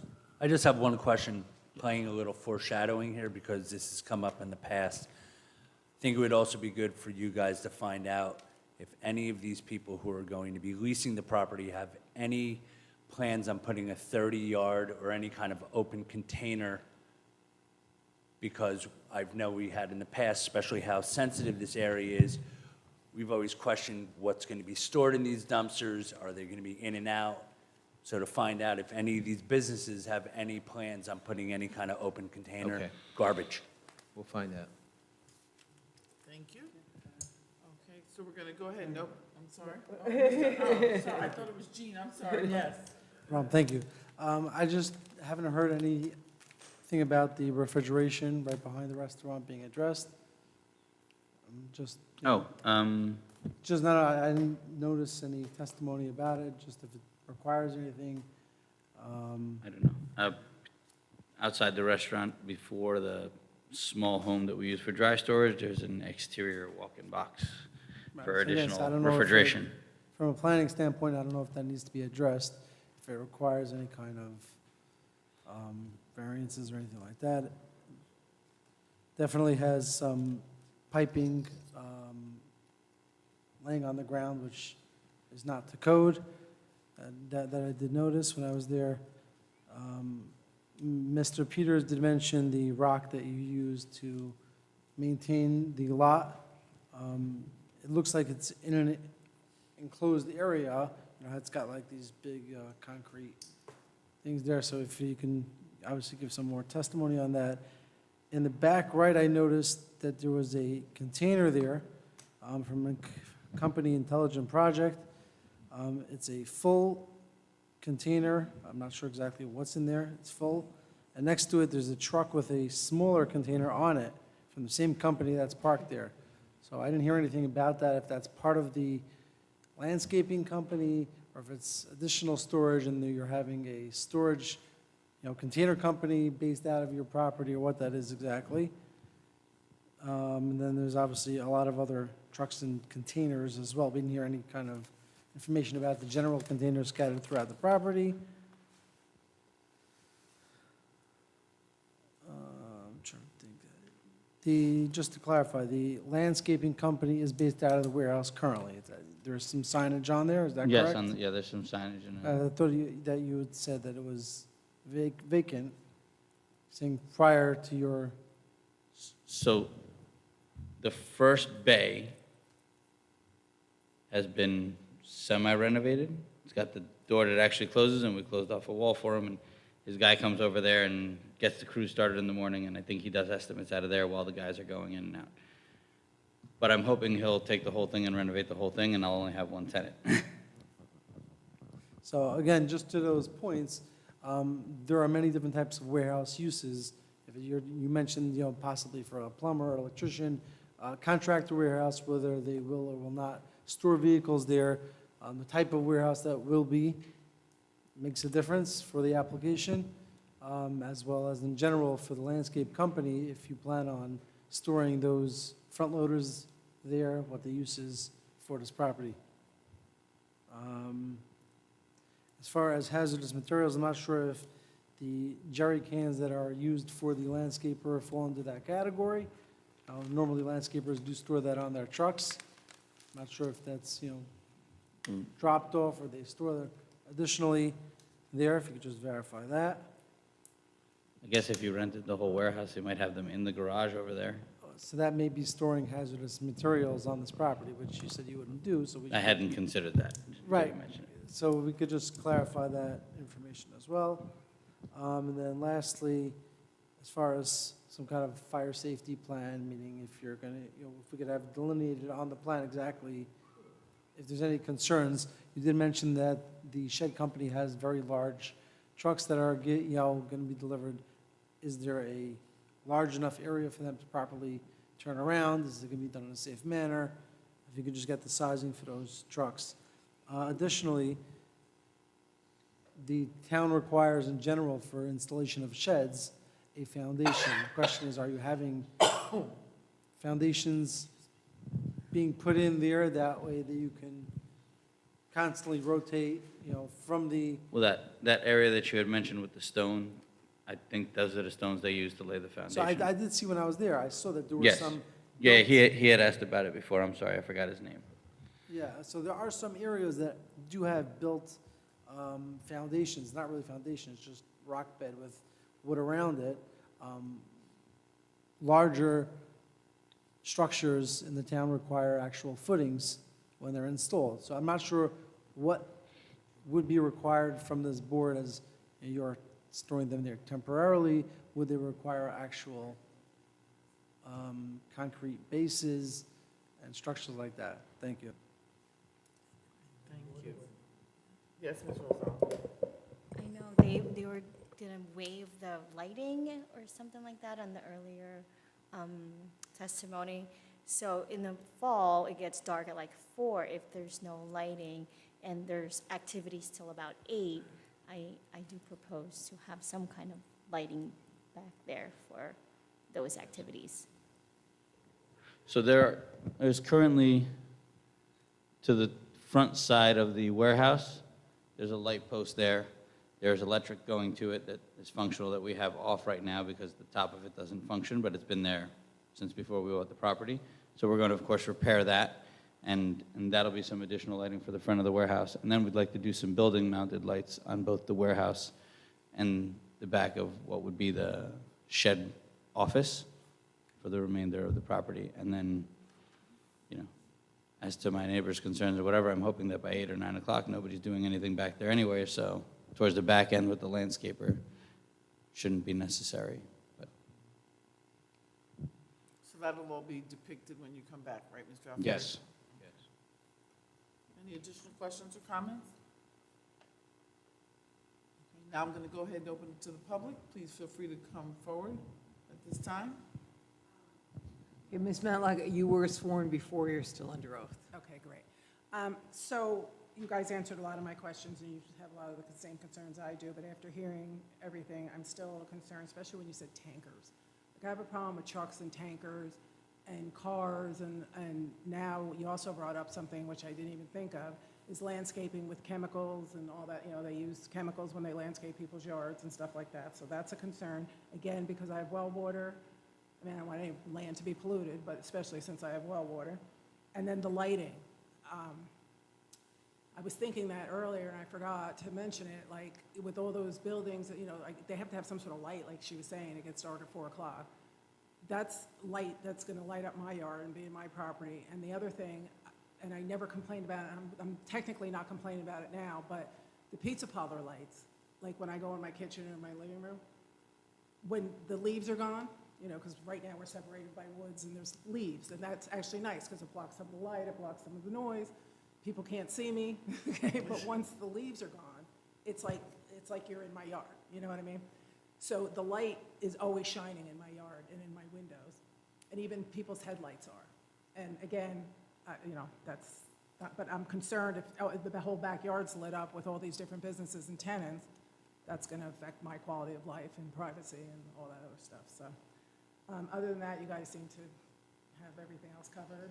And a privacy fence, I would like an 8-foot chain link fence with slats in it or something, so at least I could be out in my yard without 20 men or guys looking at me that are working back there, so that's not very comfortable. So I think, other than that, if I think of anything else, I'll come back, and thanks for having me. Thank you. Ms. Tumala? Oh, I was just going to ask Patty if the proposed fence, if the applicant proposes to do the fence along the property line, would that alleviate some of those issues you just I mentioned? think it would. I mean, it would definitely make me feel safer. Whether it be either vinyl or a vinyl privacy solid fence or a chain link with slats, as long as I just it's thought solid those in vinyl nature. was blown over and breaks, the wood rots. And then I'm not familiar It's with, what sort of chain link would come with like the that. heights of the proposed lights or anything like that, but again, maybe you're just requesting some kind of shielding, so there's no light spillage into your yard. Everything, garbage, sound, people looking at me, strange trucks and men, that. But, so essentially just some kind of solid privacy fencing and shielding the lights is the generalized request. The slats in there or something, a chain link. Okay. I mean, I guess so long as we can get adequate lighting, we could attempt to do it all from the warehouse side, pointing in, as opposed to the other side. Yeah, Graham will. So long as we can get enough lighting for the tenants, I think that's more than reasonable. Graham will look at it and we'll have a plan. Thank you. Anyone else wishing to come forward, please do so at this time. Seeing no one else come forward, we're going to go ahead and close public session. We've already agreed on a date for you to come back, which is November the 5th. And So- Mr. Alfieri, I assume you waive the statutory default? Yes. You need a letter or just on the record? Having it on the record is fine, Okay. and that date of November 5th will not require additional notice. Thank you. Thank you. We'll see you Okay, in thanks, November. everyone. Have a good night. Thank you. Motion to close? Motion to adjourn? Motion?